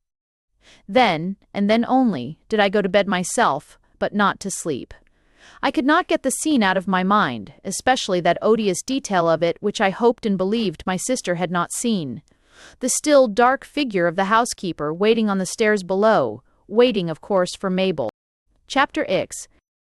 It seems I became a mere spectator after that. My sister's lead was so assured for one thing, and, for another, the responsibility of leaving Mabel alone, Frances laid it bodily upon my shoulders, was a little more than I cared about.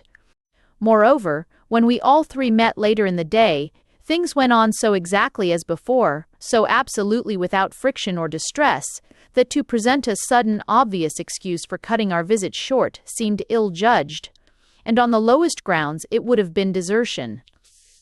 At any rate, it was beyond my powers, and Frances was quite firm that she must stay. We therefore did stay. Things that happen in the night always seem exaggerated and distorted when the sun shines brightly next morning. No one can reconstruct the terror of a nightmare afterwards, nor comprehend why it seemed so overwhelming at the time. I slept till 10 o'clock, and when I rang for breakfast, a note from my sister lay upon the tray, its message of counsel, couched in a calm and comforting strain. Mabel, she assured me, was herself again, and remembered nothing of what had happened. There was no need of any violent measures. I was to treat her exactly as if I knew nothing. And, if you don't mind, Bill, let us leave the matter unmentioned between ourselves as well. Discussion exaggerates. Such things are best not talked about. I'm sorry I disturbed you so unnecessarily. I was stupidly excited. Please forget all the things I said at the moment. She had written nonsense first instead of things, then scratched it out. She wished to convey that hysteria had been abroad in the night, and I readily gulped the explanation down, though it could not satisfy me in the smallest degree. There was another week of our visit still, and we stayed it out to the end without disaster. My desire to leave at times became that frantic thing, desire to escape, but I controlled it, kept silent, watched and wondered. Nothing happened. As before, and everywhere, there was no sequence of development, no connection between cause and effect, and climax, none whatever.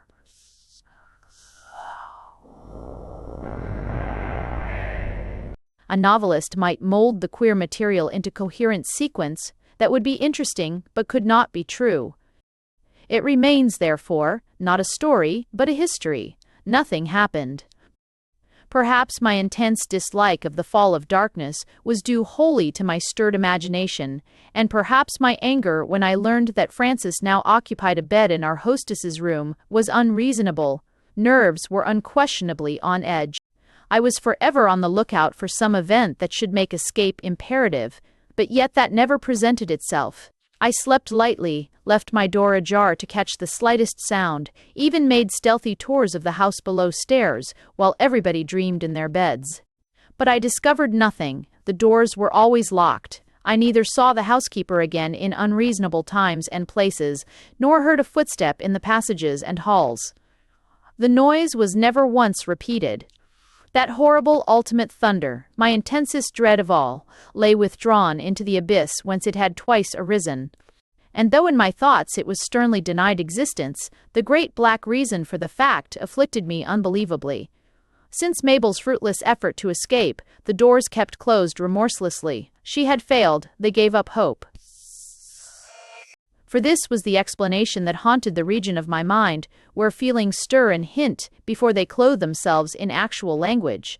Only I firmly kept it there, it never knew expression. But if my ears were open, my eyes were open too, and it were idle to pretend that I did not notice 100 details that were capable of sinister interpretation had I been weak enough to yield. Some protective barrier had fallen into ruins round me, so that terror stalked behind the general collapse, feeling for me through all the gaping fissures. Much of this, I admit, must have been merely the elaboration of those sensations I had first vaguely felt, before subsequent events and my talks with Frances had dramatized them into living thoughts. I therefore leave them unmentioned in this history, just as my mind left them unmentioned in that interminable final week. Our life went on precisely as before. Mabel unreal and outwardly so still, Francis secretive, anxious, tactful to the point of slyness, and keen to save to the point of self-forgetfulness. There were the same stupid meals, the same wearisome long evenings, the stifling ugliness of house and grounds, the shadow settling in so thickly that it seemed almost a visible, tangible thing. I came to feel the only friendly things in all this hostile, cruel place were the robins that hopped boldly over the monstrous terraces, and even up to the windows of the unsightly house itself. The robins alone knew joy. They danced, believing no evil thing was possible in all God's radiant world. They believed in everybody. Their God's plan of life had no room in it for hell, damnation, and lakes of brimstone. I came to love the little birds. Had Samuel Franklin known them, he might have preached a different sermon, bequeathing love in place of terror. Most of my time I spent writing, but it was a pretense at best, and rather a dangerous one besides, for it stirred the mind to production, with the result that other things came pouring in as well. With reading it was the same. In the end, I found an aggressive, deliberate resistance to be the only way of feasible defense. To walk far afield was out of the question, for it meant leaving my sister too long alone, so that my exercise was confined to nearer home. My saunters in the grounds, however, never surprised the Goblin Garden again. It was close at hand, but I seemed unable to get wholly into it. Too many things assailed my mind for anyone to hold exclusive possession, perhaps. Indeed, all the interpretations, all the layers, to use my sister's phrase, slipped in by turns and lodged there for a time. They came day and night, and though my reason denied them entrance, they held their own as by a kind of squatter's right. They stirred moods already in me, that is, and did not introduce entirely new ones, for every mind conceals ancestral deposits that had been cultivated in turn along the whole line of its descent. Any day a chance shower may cause this one or that to blossom. Thus it came to me, at any rate. After darkness, the Inquisition paced the empty corridors and set up ghastly apparatus in the dismal halls. And once, in the library, there swept over me that easy and delicious conviction that by confessing my wickedness, I could resume it later, since confession is expression, and expression brings relief and leaves one ready to accumulate again. And in such mood I felt bitter and unforgiving towards all others who thought differently.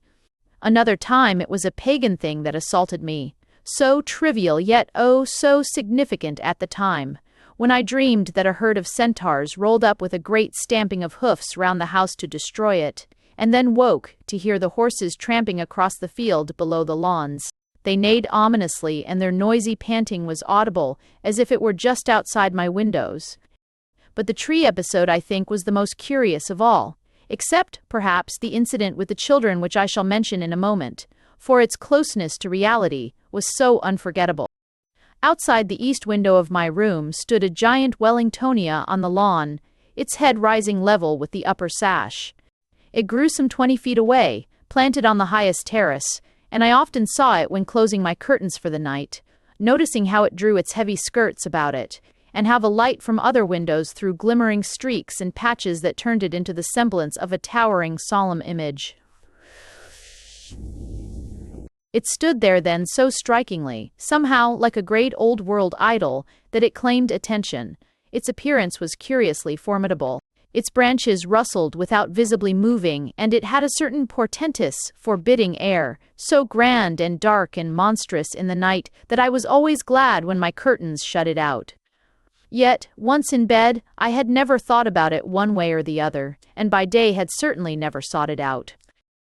One night then, as I went to bed and closed this window against a cutting easterly wind, I saw that there were two of these trees. A brother Wellingtonia rose mysteriously beside it, equally huge, equally towering, equally monstrous. The menacing pair of them faced me there upon the lawn. But in this new arrival lay a strange suggestion that frightened me before I could argue it away. Exact counterpart of its giant companion, it revealed also that gross, odious quality that all my sister's paintings held. I got the odd impression that the rest of these trees, stretching away dimly in a troop over the farther lawns, were similar, and that, led by this enormous pair, they had all moved boldly closer to my windows. At the same moment a blind was drawn down over an upper room, the second tree disappeared into the surrounding darkness. It was, of course, this chance light that had brought it into the field of vision, but when the black shutter dropped over it, hiding it from view, the manner of its vanishing produced the queer effect that it had slipped into its companion, almost that it had been an emanation of the one I so disliked. And not really a tree at all. In this way, the garden turned vehicle for expressing what lay behind it all. All lessons state. The behavior of the doors, the little, ordinary doors, seemed scarcely worth mention at all, their queer way of opening and shutting of their own accord, for this was accountable in 100 natural ways, and to tell the truth, I never caught one in the act of moving. Indeed, only after frequent repetitions did the detail force itself upon me, when, having noticed one, I noticed all. It produced, however, the unpleasant impression of a continual coming and going in the house, as though, screened cleverly and purposely from actual sight, someone in the building held constant, invisible intercourse with others. Upon detailed descriptions of these uncertain incidents I do not venture, individually so trivial, but taken altogether so impressive and so insolent. But the episode of the children, mentioned above, was different. And I give it because it showed how vividly the intuitive child mind received the impression, one impression, at any rate, of what was in the air. It may be told in a very few words.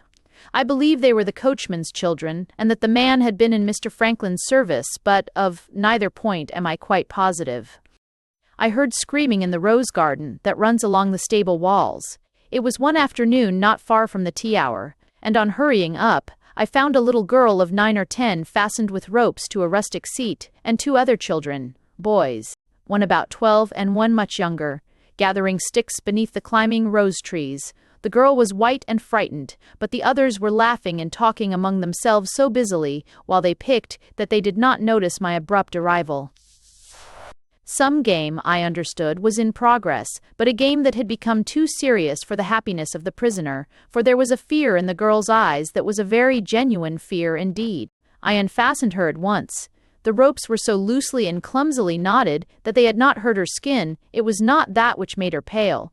She collapsed a moment upon the bench, then picked up her tiny skirts and dived away at full speed into the safety of the stable yard.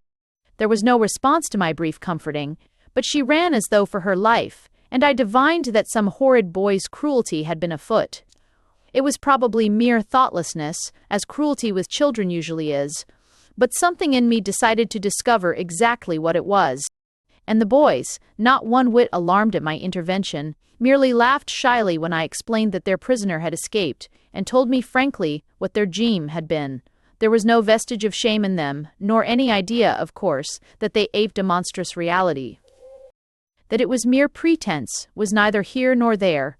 To them, though make-believe, it was a make-believe of something that was right and natural and in no sense cruel. Grown-ups did it too. It was necessary for her good. "We was going to burn her up, sir," the older one informed me, answering my "why?" with the explanation, because she wouldn't believe what we wanted her to believe.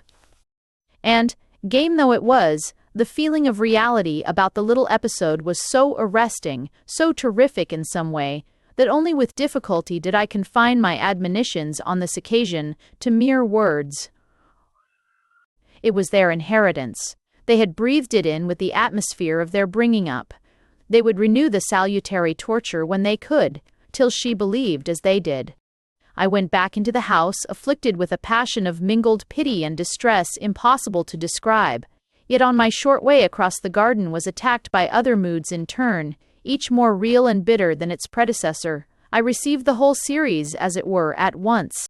I felt like a diver rising to the surface through layers of water at different temperatures, though here the natural order was reversed, and the cooler strata were uppermost, the heated ones below. Thus I was caught by the goblin touch of the willows that fringed the field, by the sensuous curving of the twisted ash, that formed a gateway to the little grove of sapling oaks, where fawns and satyrs lurked to play in the moonlight, before pagan altars, and by the cloaking darkness, next, of the copse of stunted pines, close gathered each to each, where hooded figures stalked behind an awful cross. The episode with the children seemed to have opened me like a knife. The whole place rushed at me.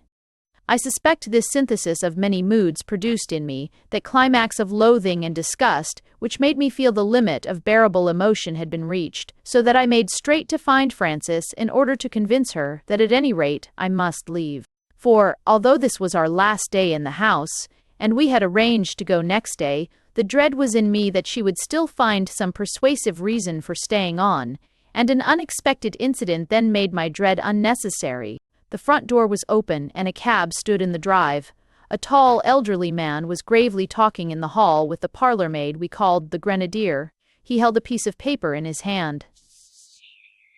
"I have called to see the house," I heard him say, as I ran up the stairs to Frances, who was peering like an inquisitive child over the banisters. The banisters. "Yes," she told me with a sigh.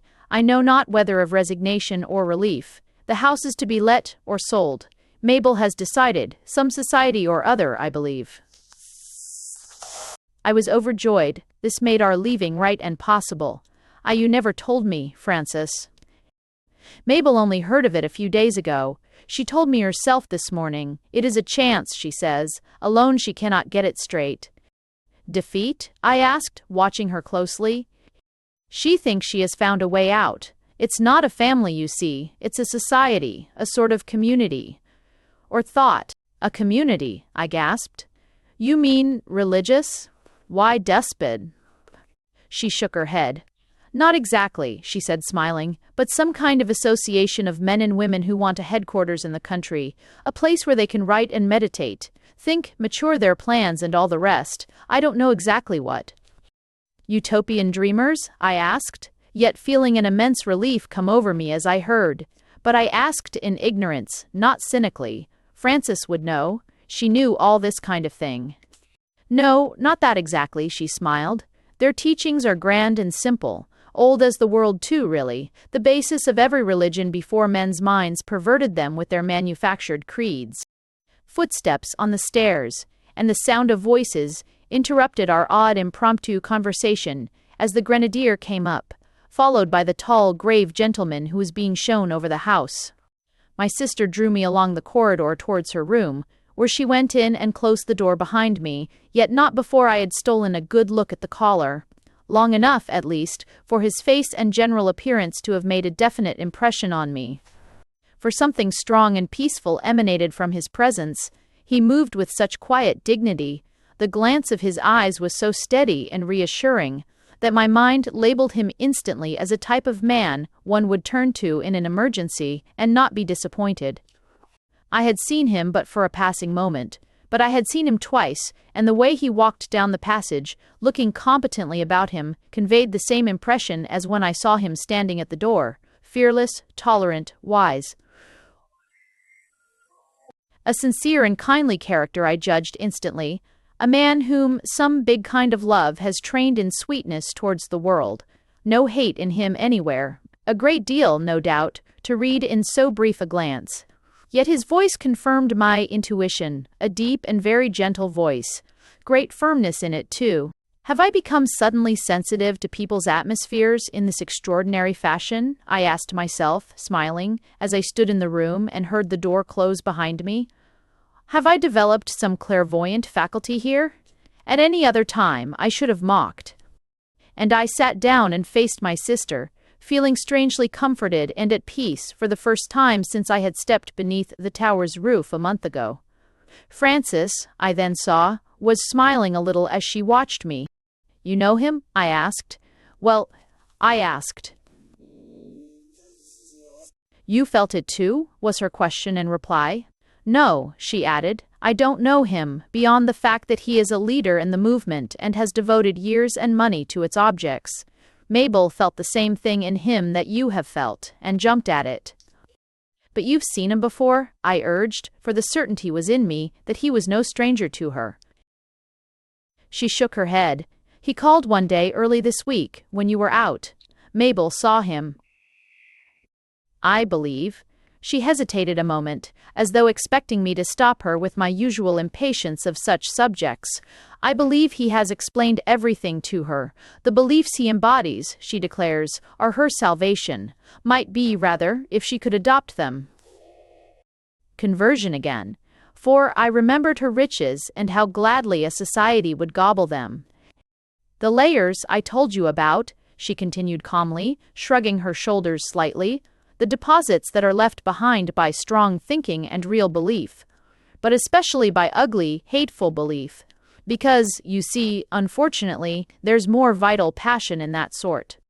Francis, I don't understand a bit, I said out loud, but said it a little humbly, for the impression the man had left was still strong upon me, and I was grateful for the steady sense of peace and comfort he had somehow introduced. The horrors had been so dreadful, my nerves doubtless were more than a little overstrained. Absurd as it must sound, I classed him in my mind with the Robins. The happy, confiding Robins who believed in everybody and thought no evil. I laughed a moment at my ridiculous idea, and my sister, encouraged by this sign of patience in me, continued more fluently. Of course you don't understand, Bill. Why should you? You've never thought about such things. Needing no creed yourself, you think all creeds are rubbish. I'm open to conviction. I'm tolerant, I interrupted. You're as narrow as Sam Franklin, and as crammed with prejudice, she answered, knowing that she had me at her mercy. Then pray what may be his, or his society's beliefs, I asked, feeling no desire to argue. And how are they going to prove your Mabel's salvation? Can they bring beauty into all this aggressive hate and ugliness? Certain hope and peace, she said, that peace which is understanding, and that understanding which explains all creeds and therefore tolerates them. Toleration, the one word a religious man loathes above all others. His pet word is damnation. Tolerates them, she repeated patiently, unperturbed by my explosion, because it includes them all. Fine, if true, I admitted. Very fine, but how, pray, does it include them all? Because the key word, the motto, of their society is, there is no religion higher than truth, and it has no single dogma of any kind. Above all, she went on, because it claims that no individual can be lost. It teaches universal salvation. To damn outsiders is uncivilized, childish, impure. Some take longer than others. It's according to the way they think and live, but all find peace through development, in the end. What the creeds call a hopeless soul, it regards as a soul having further to go. There is no damnation. Well, well, I exclaimed, feeling that she rode her hobby horse too wildly, too roughly over me. But what is the bearing of all this upon this dreadful place and upon Mabel? I'll admit that there is this atmosphere, this, inexplicable horror in the house and grounds, and that if not of damnation exactly, it is certainly damnable. I'm not too prejudiced to deny that, for I felt it myself. To my relief, she was brief. She made her statement, leaving me to take it or reject it as I would.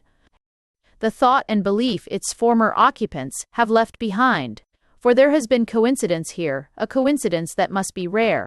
The site on which this modern house now stands was Roman, before that early Briton, with burial mounds, before that again, Druid. The Druid stones still lie in that copse below the field, the tumuli among the ilexes behind the drive. The older building Sam Franklin altered and practically pulled down was a monastery.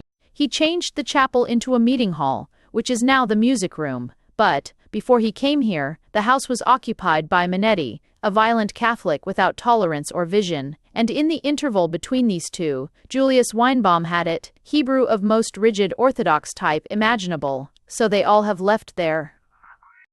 Even so, I repeated, yet interested to hear the rest. What of it?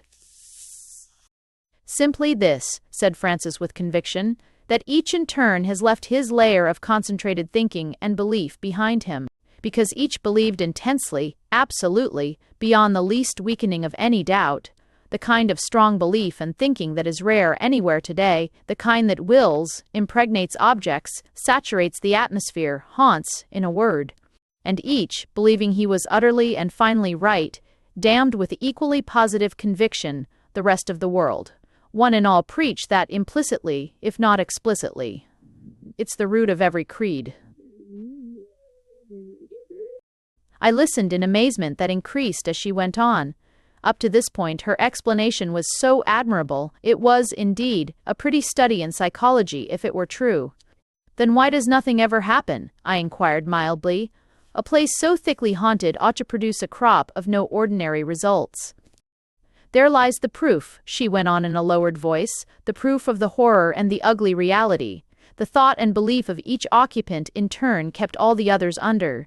They gave no sign of life at the time, but the results of thinking never die. They crop out again the moment there's an opening. And, with the return of Mabel in her negative state, believing nothing positive herself, the place for the first time found itself free to reproduce its buried stores.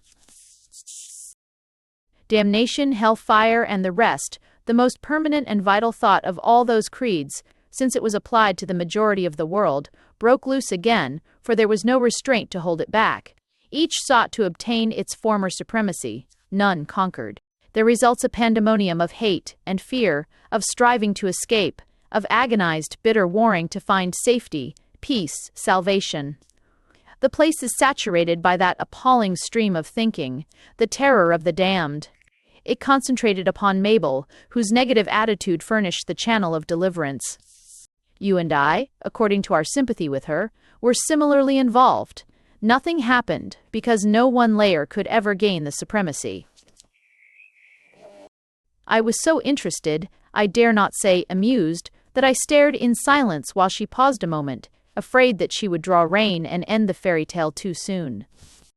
The beliefs of this man, of his society rather, vigorously thought and therefore vigorously given out here, will put the whole place straight. It will act as a solvent. These vitriolic layers actively denied will fuse and disappear in the stream of gentle, tolerant sympathy, which is love. For each member, worthy of the name, loves the world, and all creeds go into the melting pot. Mabel, too, if she joins them out of real conviction, will find salvation. Thinking, I know, is of the first importance, I objected. But don't you, perhaps, exaggerate the power of feeling and emotion which in religion are a fond always hysterical? What is the world, she told me, but thinking and feeling? An individual's world is entirely what that individual thinks and believes. Interpretation, there is no other. And unless he really thinks and really believes, he has no permanent world at all. I grant that few people think, and still fewer believe, and that most take ready-made suits and make them do. Only the strong make their own things. The lesser fry, Mabel among them, are merely swept up into what has been manufactured for them. They get along somehow. She is a non-entity, and when her belief is taken from her, she goes with it. It was not in me just then to criticize the evasion, or pick out the sophistry from the truth. I merely waited for her to continue. None of us have truth, my dear Francis, I ventured presently, seeing that she kept silent. Precisely, she answered, but most of us have beliefs, and what one believes and thinks affects the world at large. Consider the legacy of hatred and cruelty involved in the doctrines men have built into their creeds, where the sine qua non of salvation is absolute acceptance of one particular set of views, or else perishing everlastingly, for only by repudiating history can they disavow it. You're not quite accurate, I put in. Not all the creeds teach damnation, do they? Franklin did, of course, but the others are a bit modernized now, surely? Trying to get out of it, she admitted. Perhaps they are, but damnation of unbelievers, of most of the world, that is their rather favorite idea if you talk with them. I never have. She smiled. But I have, she said significantly, so, if you consider what the various occupants of this house have so strongly held and thought and believed, you need not be surprised that the influence they have left behind them should be a dark and dreadful legacy, for thought, you know, does leave. The opening of the door, to my great relief, interrupted her, as the grenadier led in the visitor to see the room. He bowed to both of us with a brief word of apology, looked round him, and withdrew, and with his departure the conversation between us came naturally to an end. I followed him out. Neither of us, in any case, I think, cared to argue further. And, so far as I am aware, the curious history of the towers ends here too. There was no climax in the story sense. Nothing ever really happened. We left next morning for London. I only know that the society in question took the house, and have since occupied it to their entire satisfaction, and that Mabel, who became a member shortly afterwards, now stays there frequently when in need of repose from the arduous and unselfish labors she took upon herself under its aegis. She dined with us only the other night, here, in our tiny Chelsea flat, and a jollier, saner, more interesting and happy guest I could hardly wish for. She was vital. In the best sense, the lay figure had come to life. I found it difficult to believe she was the same woman whose fearful effigy had floated down those dreary corridors and almost disappeared in the depths of that atrocious shadow. What her beliefs were now, I was wise enough to leave unquestioned, and Francis, to my great relief, kept the conversation well away from such inappropriate topics. It was clear, however, that the woman had in herself some secret source of joy, that she was now an aggressive, positive force, sure of herself, and apparently afraid of nothing in heaven or hell. She radiated something very like hope and courage about her, and talked as though the world were a glorious place and everybody in it kind and beautiful. Her optimism was certainly infectious.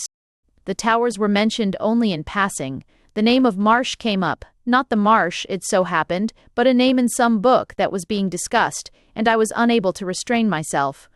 Curiosity was too strong. I threw out a casual enquiry Mabel could leave unanswered if she wished, or there was no desire to avoid it. Her reply was frank and smiling. Would you believe it? She married, Mabel told me, though obviously surprised that I remembered the housekeeper at all, and is happy as the day is long. She's found her right niche in life. A sergeant. The army, I ejaculated. Salvation Army, she explained merrily. Francis exchanged a glance with me. I laughed too, for the information took me by surprise. I cannot say why exactly, but I expected at least to hear that the woman had met some dreadful end, not impossibly by burning. And the towers, now called the rest house, Mabel chattered on, seems to me the most peaceful and delightful spot in England. Really, I said politely. When I lived there in the old days, while you were there, perhaps, though I won't be sure. Mabel went on. The story got abroad that it was haunted. Wasn't it odd? A less likely place for a ghost I've never seen? Why, it had no atmosphere at all. She said this to Francis, glancing up at me with a smile that apparently had no hidden meaning. Did you notice anything queer about it when you were there? This was plainly addressed to me. I found it, difficult to settle down to anything, I said, after an instant's hesitation. I couldn't work there, so... But I thought you wrote that wonderful book on the deaf and blind while you stayed with me, she asked innocently. I stammered a little.